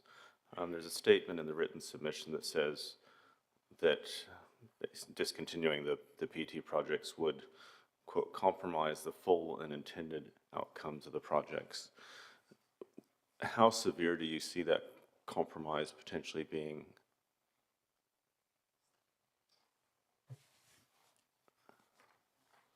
I see that it's a package, a complete package. If we want to get the best outcome from this new service that we've put in place, implementing all of the parts of that network, I think are equally important. And that was the concept that the funding was awarded on initially in terms of those bus shelters. So I would like to see that we do invest, the city continues to invest in all of those to optimise the outcomes that we'll get from the new network. Great, thank you. And Councillor Bowen. Thank you, Mr. Chair.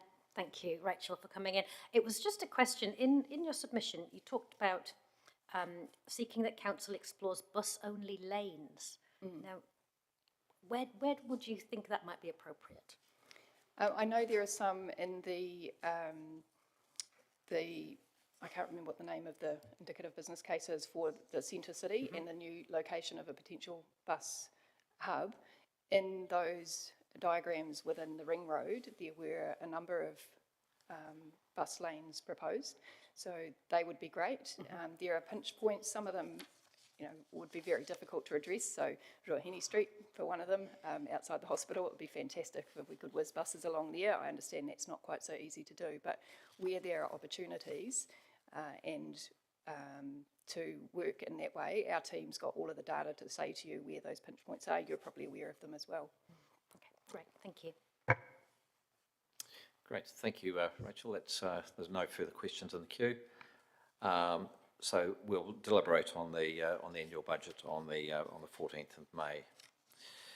So our next submitter is submitter number 70, and that is the Manawatu Lesbian and Gay Rights Association, and we've got Cameron Jenkins and Sky Shattuck. So please, if you could just come up to the table, and the right-hand button on the mic there is how you turn it on. And once you're read, you're live. Thank you. Welcome. Welcome. Thank you all for gracing me in your companies once again today. You'll see that I have sent in another supplementary document to add to my submission. But I've summarised it into 5 points that I'm going to talk to so we can have more question time. So in anticipation of this, we have had 11th hour reprieve from the community development team, and I'm going to say that with hesitation we are looking at accepting the funding proposal, but we do so cautiously. Staff tell us we're a strategic partner, but this hasn't been reflected in past or current funding round decision making, especially the strategic priority grant process. And just fun fact to note, Palmerston North ranks in the top 5 rainbow cities in New Zealand, with 5.8% of residents identifying as part of the LGBTQI+ community. That's higher than Auckland. We are amending our request for funding to be $22,500 over 3 years, so William Wood, it will be over the 3 years, to just $7,500 a year to help keep our drop-in space and the office at Hancock House open. This is the bare minimum we can operate with. This helps us to provide consistency and certainty over our space in our community, because while we accept that if we take the community-led initiative funding, that's a 1-year term for funding and doesn't actually provide any guarantee or assurances of continued funding. So we came to the party of going, this is our minimum ask, and I have really narrowed that down for the purposes of reflecting that there are equally, and I have sat here at the table earlier today asking for more money for other organisations, so I do that. Our aspiration would love to see $35,000 of funding from the council as part of the council's contribution, so that we can run an entire program of work for the rainbow community that doesn't rely solely on volunteers, 100% on volunteers at governance level and actual staff being volunteers, so that we can actually achieve some good work. And lastly, I would like to pose a request or a plea, is can we get the Rainbow Crossing repainted? I have been told last year that it would be November. I then got told it was December. And then I got told that it would be sometime in the new year. Well, we are now in April and we still don't have the Rainbow Crossing repainted. We have get constant feedback about how amazing and vibrant it is where it is. And it's been about 5 to 7 years since we actually got it originally painted. And I'm just asking, can we just get it repainted, please? So that's the key points to our submission. If you have any questions. Thank you, Cam. Sky, have you got any comments that you want to add? Sorry, Sky, I didn't mean to cut him off. That's okay, I'll fill in for you. Councillor Johnson. Thanks, Chair, and thank you, Cameron and Sky, for coming in. Can you just explain how it is that Marlborough funds its current work and what proportion of your work is done by volunteers? So currently, all of it has been done by volunteers. Our governance group is solely volunteer, so any work that gets done by us is 100% volunteer. There is caveats that we have some programs like professional supervision that is paid for, but it's on a fee-for-service basis, so if there's no sessions, there's no payments, effectively. So in the past, we have been solely funded by grants and charities and other donations. We have previously had a strategic priority grant funding which provided $10,000 of funding, which put us in a position where we had to choose whether we funded the things we needed to do, such as websites and programs, activities, or it funded the staff. And so we chose to fund the resources in the groups rather than the staff, because we thought having the groups was vastly more important than paying a staff member. So that's the decision that we've been in. So that's just to understand why we're here for that asking. Okay. And to your understanding, are there any other rainbow groups that are now being funded through the SPG since you've not been funded? So has someone else taken over that work from you? No. From the information I have gathered through Leguinas, there is no other organisation doing anything to do with rainbow work. There have been others that have mentioned that they work with rainbow communities, which is true, because they do work with us. But none of them are doing any of the work that we actively do. Okay, thank you. Councillor Wood. Thank you, Mr Chair. I wondered if it was appropriate, given the submitters have made specific request or reference to the crossing on George Street, if through you I could ask a question to our team in response to the submitters. Given we had response from senior management earlier in the day, from questions from Smith? No? Okay. No, we can't ask questions of officers' things. We'll get back to you then. Councillor Barrett. Thank you, Mr Chair. Not a question I have. Thanks, Kim. The question I have kind of, I think, bridges both the earlier submission you spoke to and this one in terms of the remedy that you're seeking, which, if I understand it correctly, is a specific kind of line item investment that would come towards Marlborough, or earlier today, a line item investment that would come towards MTU. And I just wanted to, I guess, ask your views around an alternate remedy, which might be an investment towards a new round of SPG that might then go to the community and potentially pick up some of the gaps and challenges that are out there. I just wondered how open you would be to that kind of a remedy, and if there's anything that you'd want elected members to be conscious of in potentially exploring that. When you say new, do you mean an additional one to the one that's just closed? Yeah. I'd absolutely be open to an additional one. I am often here championing to it. I think the problem we have is that and from our position and from all the information I've gathered that I will be prepared to share to you today, is that there is the perception that the strategic program process was fair and transparent. And that's the bit that I'm challenging, is it is absolutely has been 100% transparent. Everything that has been done was done.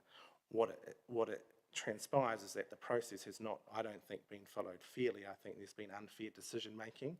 I have got that documented within the information I have actually requested through Laguinas from the council, but I'm not really here in a position to probably outlay everything on the table in the 10 minutes here.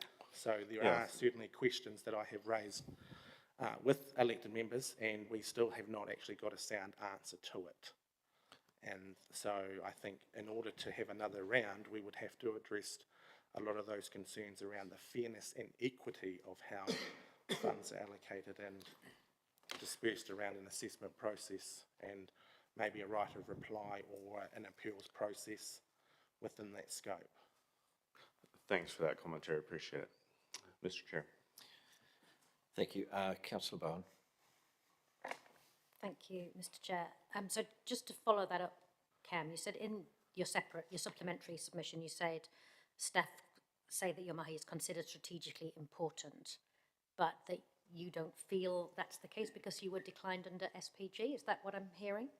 Yes, I feel like what we're getting is that, you know, we're really important and we value your community, and it's so great the work you do, but I have to constantly battle to get funding and then have to constantly rework projects and reword them and call them pilots just in order to fit the next funding round or the next funding pool. And it just seems to be, everyone is saying that we're valued, but it almost feels like lip service. One more if I have time, Mr Chair. He's ignoring me, so I'm just going to go for that.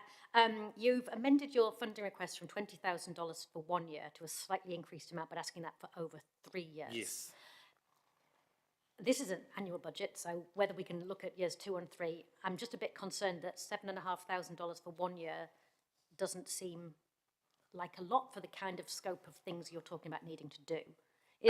How realistic is that $7,500 per year? Essentially, I took that down to that it provides the guarantee that we can continue to pay the lease at Hancock House.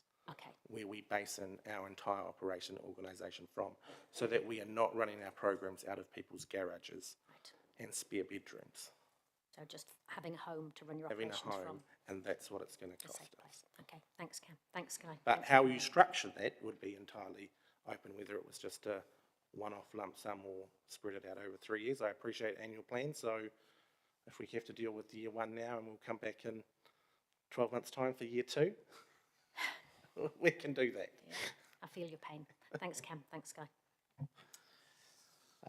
Councillor Dennison, I've just got 1 minute. Okay, thank you, Mr. Chair. Can I understand the value that you've mentioned that the funding offer for 1 year that you're reluctantly looking at accepting? Can I understand the value of that? Because the proposition that's been proposed was $15,000 of funding to employ a staff member to do 10 hours per week so that we could do the deliverables. But 10 hours per week to employ a staff member at least living wage is going to cost me $18,000. And I've only got $15,000 on the table. Is there possibilities of applying over the next period of time some additional funding from other grants or the like to? Well, the 18,000 is what I need to pay the salary, and I'm only offered 15.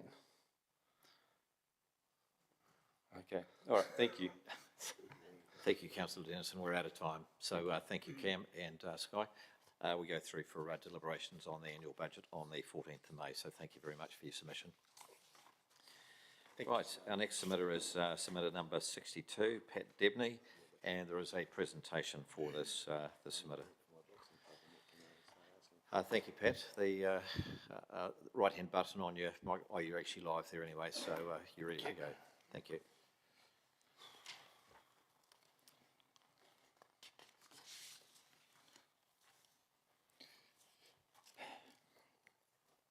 Kia ora, councillors, fellow ratepayers.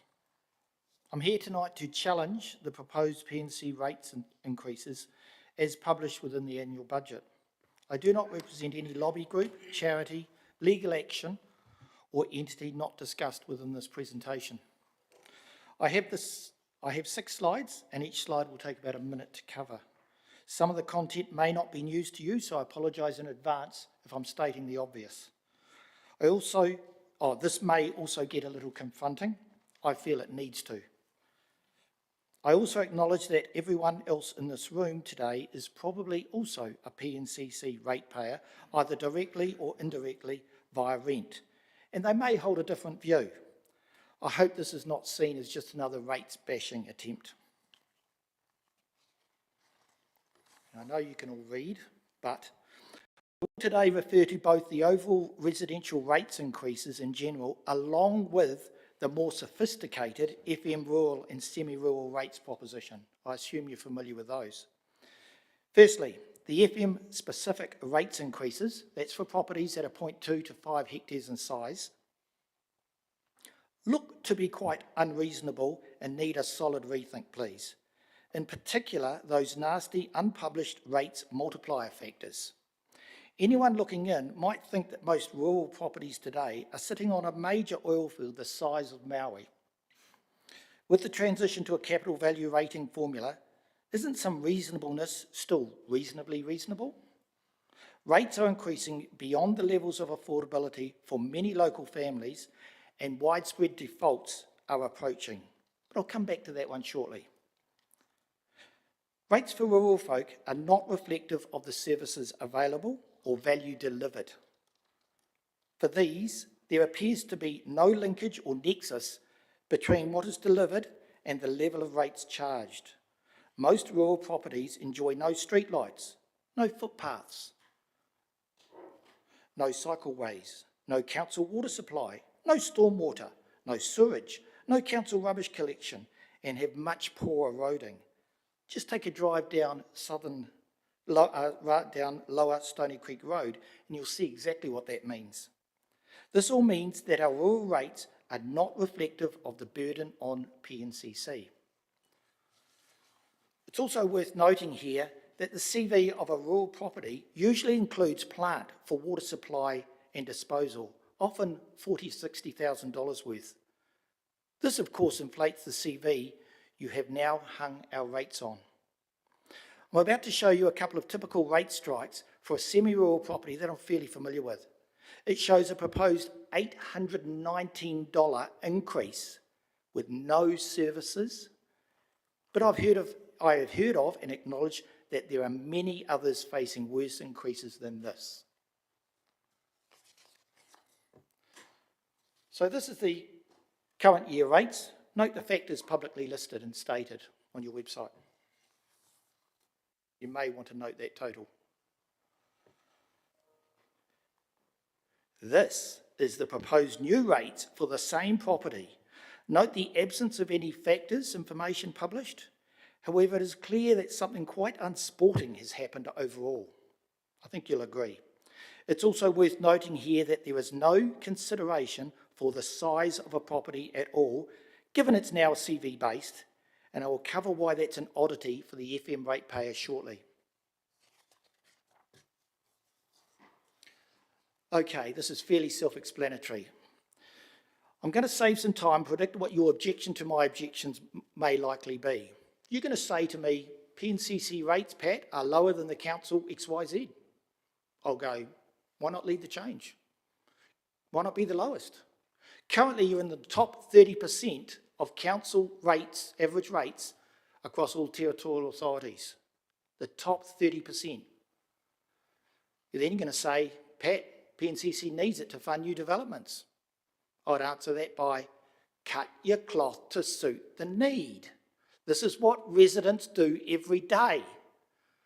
You're then going to say, rural ratepayers can afford it. Hey, they're wealthy. No, no, no, no.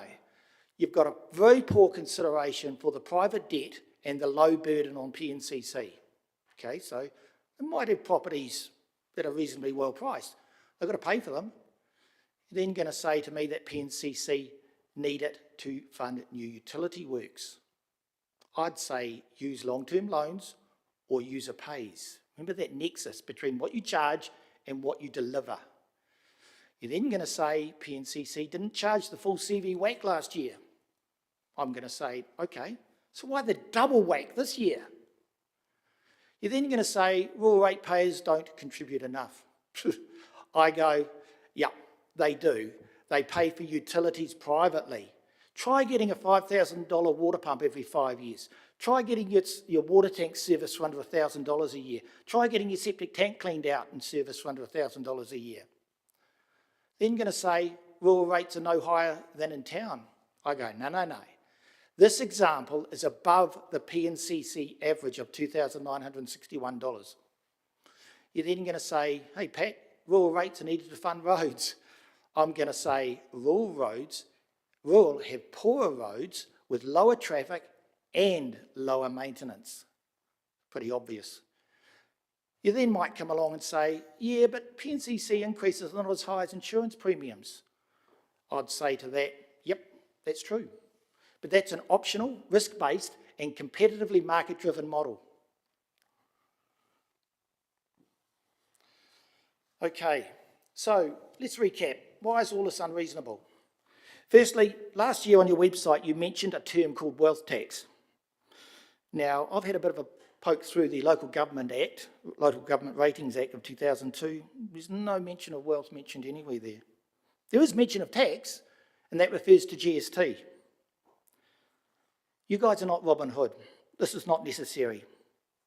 Furthermore, the FM factors also appear to be twice the FL factors, that's the factor you put on a property over 5 hectares, meaning that any other rural home next door, twice the size, with the same CV, gets half the rate costs. So I'll say that again. Twice the size, same CV, half the rates bill. Do you think that's odd? You also mentioned on your last website last year that the FM rate was to cover in-ground services. I'd love to know what they were, because we pay pretty well our telcos and power boards for those in-ground services. One also can't help but notice that some new rate lines exceed the Local Government Ratings Act, section 21.1, which I've listed shown on the screen. That has a cap of 30% for any rate line stated. Now, I'm no legal expert, and I'm happy to be given an advanced lesson in deciphering legal jargon if I'm wrong here. Now, I was never the most attentive maths student at school, but let me test this model on you. If we take the average New Zealand wage, $70,000, and we take the PNCC average rate strike of $2,961, that average rate charge equates today to roughly 5% of the New Zealand pre-tax average wage. With me so far? If we then add an unpublished overall PNCC 7.7 annual rates increase, and we use 2.5% for annual wages increase or inflation, and repeat that for the next dozen years, then by 2038, that average rates bill becomes 10% of, again, the average pre-tax 2038 wage, at which point many young families will simply not have the capacity to pay. 10 years later, that percentage doubles again. Remember, that's a pre-tax burden. Pat, I'll just interrupt you there. You've just got 1 minute left, just to let you know. Sure thing. We note here in passing that the 7.7 average increase is more than 3 times the average New Zealand inflation rate. I'm also intimately aware of hundreds of desperate young families across the Manawatu that would much rather put a wholesome meal on the table for the kids before they even think about contributing to a shiny new pool or yet another community or cultural centre through another rates or rent increase. Obviously, this tension isn't unique to the Manawatu, but this is where we want to live because you know this, that this city is indeed a vibrant, progressive and smart place to be. Final slide. I'm requesting here today that you please cap rural rates to reflect their low burden on PNCC. You reduce the 2025-26 targeted FM multiplier factor by 90%. And you please remember where the money comes from. Any questions? Sorry, Pat, that's our time, so I can't take any questions for you. So thank you very much for your submission and coming in this evening. And that'll be taken into account through deliberations, which we held on the 14th of May. Thank you. Thank you.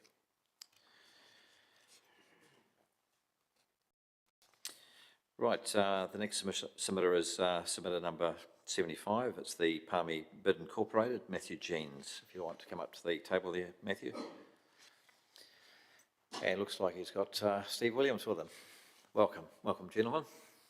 You've both here been many times before, so the floor is yours. Thank you. Good evening, everybody, elected members and councillors.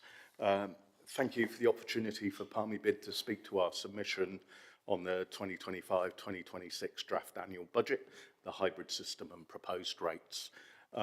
We will take the submission as having been read, and prior to making our submission, Palmy Bid sought feedback and consulted on the opinion of a number of key landlords, developers and commercial real estate agents, i.e. our members, which has formed the basis of our submission. We are of the understanding that there are a number of landlords and developers, along with the Manawatu Business Chamber, have made submissions and spoken to them recently today, and Palmy Bid is open to positively collaborate with PNCC and the other parties to further the realisation of a positive outcome to increase investment, development and improvement in the city centre. And from that leads on to talking to our submission. We're currently opposed to the hybrid rating system shift as this year and up to 50-50 for next year, as we believe this rating system and the annual rates increase of 7.7% creates a disincentive for development, effectively penalising higher capital investments across the city centre. And an example of this would be the negative impacts on the Safari Group and the development of the Wyndham Trip 4.5-star hotel, along with the T&G building development of 18 inner-city apartments and current refurbishment of the Copthorne Hotel, previous construction and development of the FMG building, along with future development of the Plaza and the Grand building as well, amongst many other sites and locations. We also believe it would be a barrier to investment, development, redevelopment and improvements, which will result in investors and developers being attracted by other regions and going to invest and develop there, which is a more economically attractive opportunity for them. And we believe currently this system is demotivating current city centre land and building owners to develop and improve their portfolios within the city centre. This will not only be a barrier to investment and development, but it will also undermine economic growth, reduce prosperity and hinder efforts to create a vibrant city and city centre. It may also decrease safety and security, potentially leading to increased crime and making the city centre a less attractive destination. This punishing capital value improvement will result in further urban decay. So it's just not that we're opposed, but we've been looking for solutions and recommendations. So we've got a proposed development rates holiday period, and which we'd like to suggest. And whilst our preference is that council reverse its previous decision to move to a capital value rating system, revert to our previous land value-based system, if council choose not to, then we propose the implementation of a 5-year rates holiday for property owners that commit to capital development and redevelopment of property in the city centre. We believe this would cover the consenting and development process and timelines and make the city centre an attractive destination and an incentive to investors and developers to invest in and develop the city centre. That will also positively impact economic growth, prosperity, the development of vibrancy, increase safety and security. That will also decrease crime, thus making the city centre a safer and an attractive destination. Palmy Bid would like to speak further to any questions you may have, and we thank you for your ear. Thank you, Matthew. Steve, you got any comments? Yes, thanks, Pat, Mr. Chair and councillors. Nice to be here.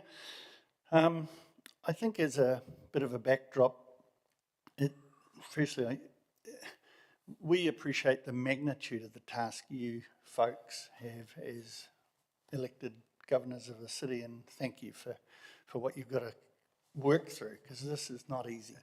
And equally with the council officers who help guide and work all this stuff out. At a practical level, I think we can all see, and we don't like saying it too loudly because it's our city that we love and are proud of, but we've got a severe case of urban decay still in our city centre that we're all working hard to try to lift forward. And it's difficult even without this change. I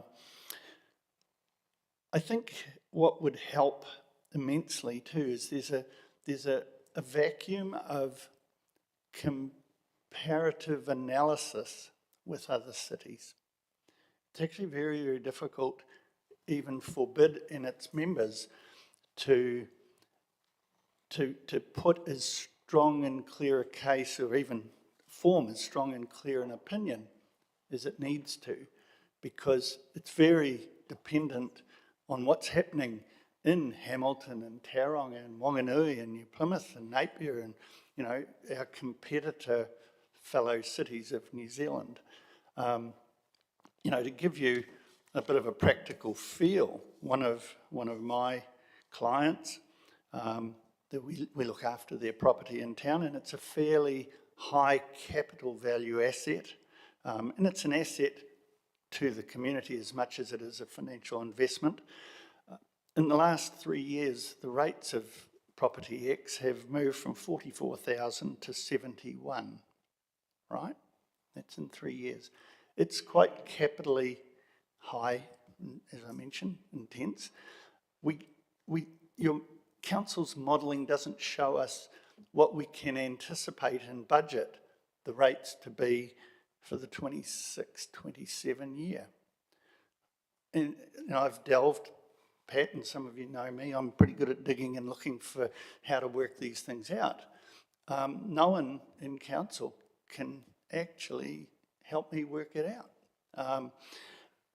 A best guess, I thought I'd chat to a bit of AI, and best guess we came back with was 78,000, but it's really meaningless.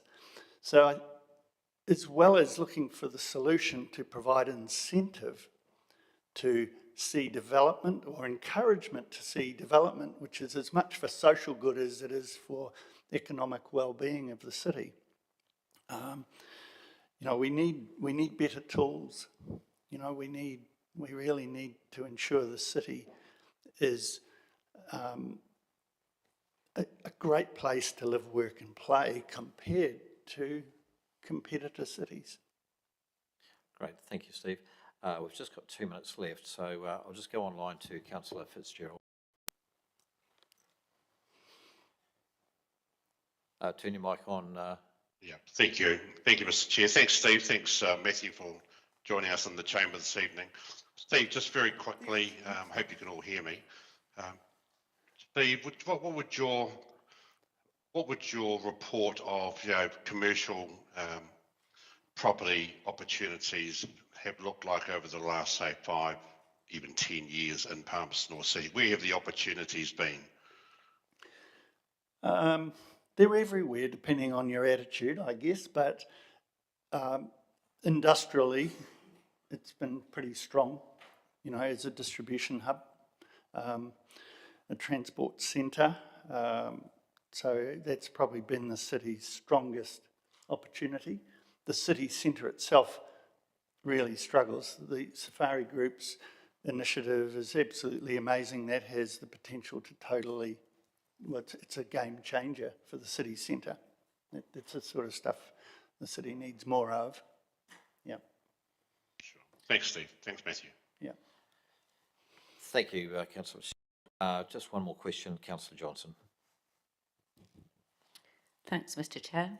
Thanks, Matthew and Steve. I'm interested in your submission being very strongly against capital value. Are you aware that the majority of businesses would actually benefit from the change to capital value? In other words, changing to capital value helps more businesses than it hinders. Well, we haven't seen, on this, Matthew may know something I don't, but I haven't seen an analysis that shows that. And if that is the case, great, but it still doesn't change the big picture that our city centre needs a bomb under it. And it's not going to do that without massive capital investment. Okay, well, that's certainly what our modelling showed. Yeah. Second question is, I'm interested why BID has applied for a strategic priority grant for Safe City House, because my understanding was that BID projects would be funded through the targeted rate.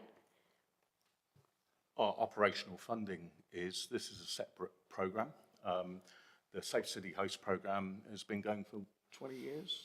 Nearly 30 years, yeah. Basically, yeah, BID took it over from a trust. Part of our deliverables are about safety and security and vibrancy in the city centre as well.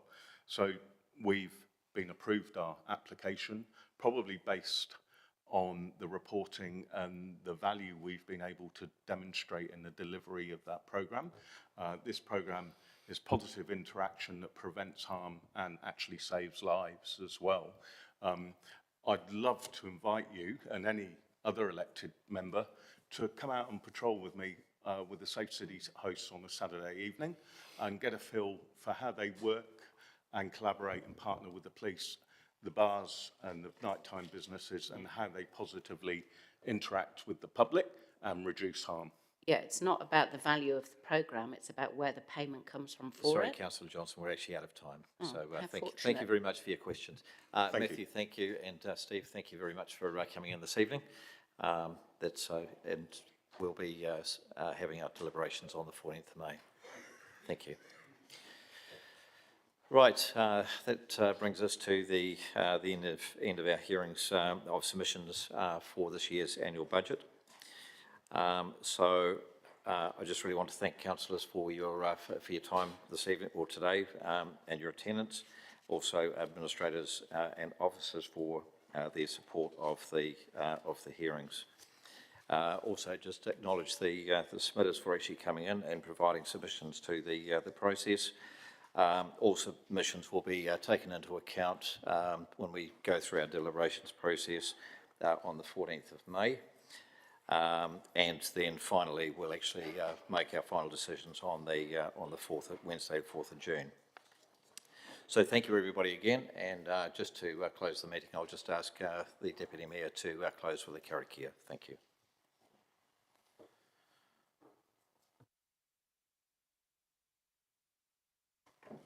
Tēnā koe, Mr. Chair, o tira ka tautoko au tō mihi ki ngā tangata katoa, I tai mai hei tono, ki o tātou kaunihera ki ngā kaimahi katoa I konei.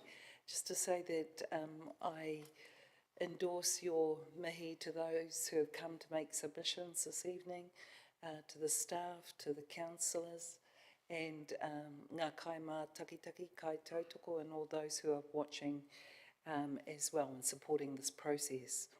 Ko oti a tātou mahi mō tēnei pō, our work for this evening, mō tēnei rā for today, has concluded for the moment. Hoki pai atu ki o koutou kāinga, return safely to your homes everyone.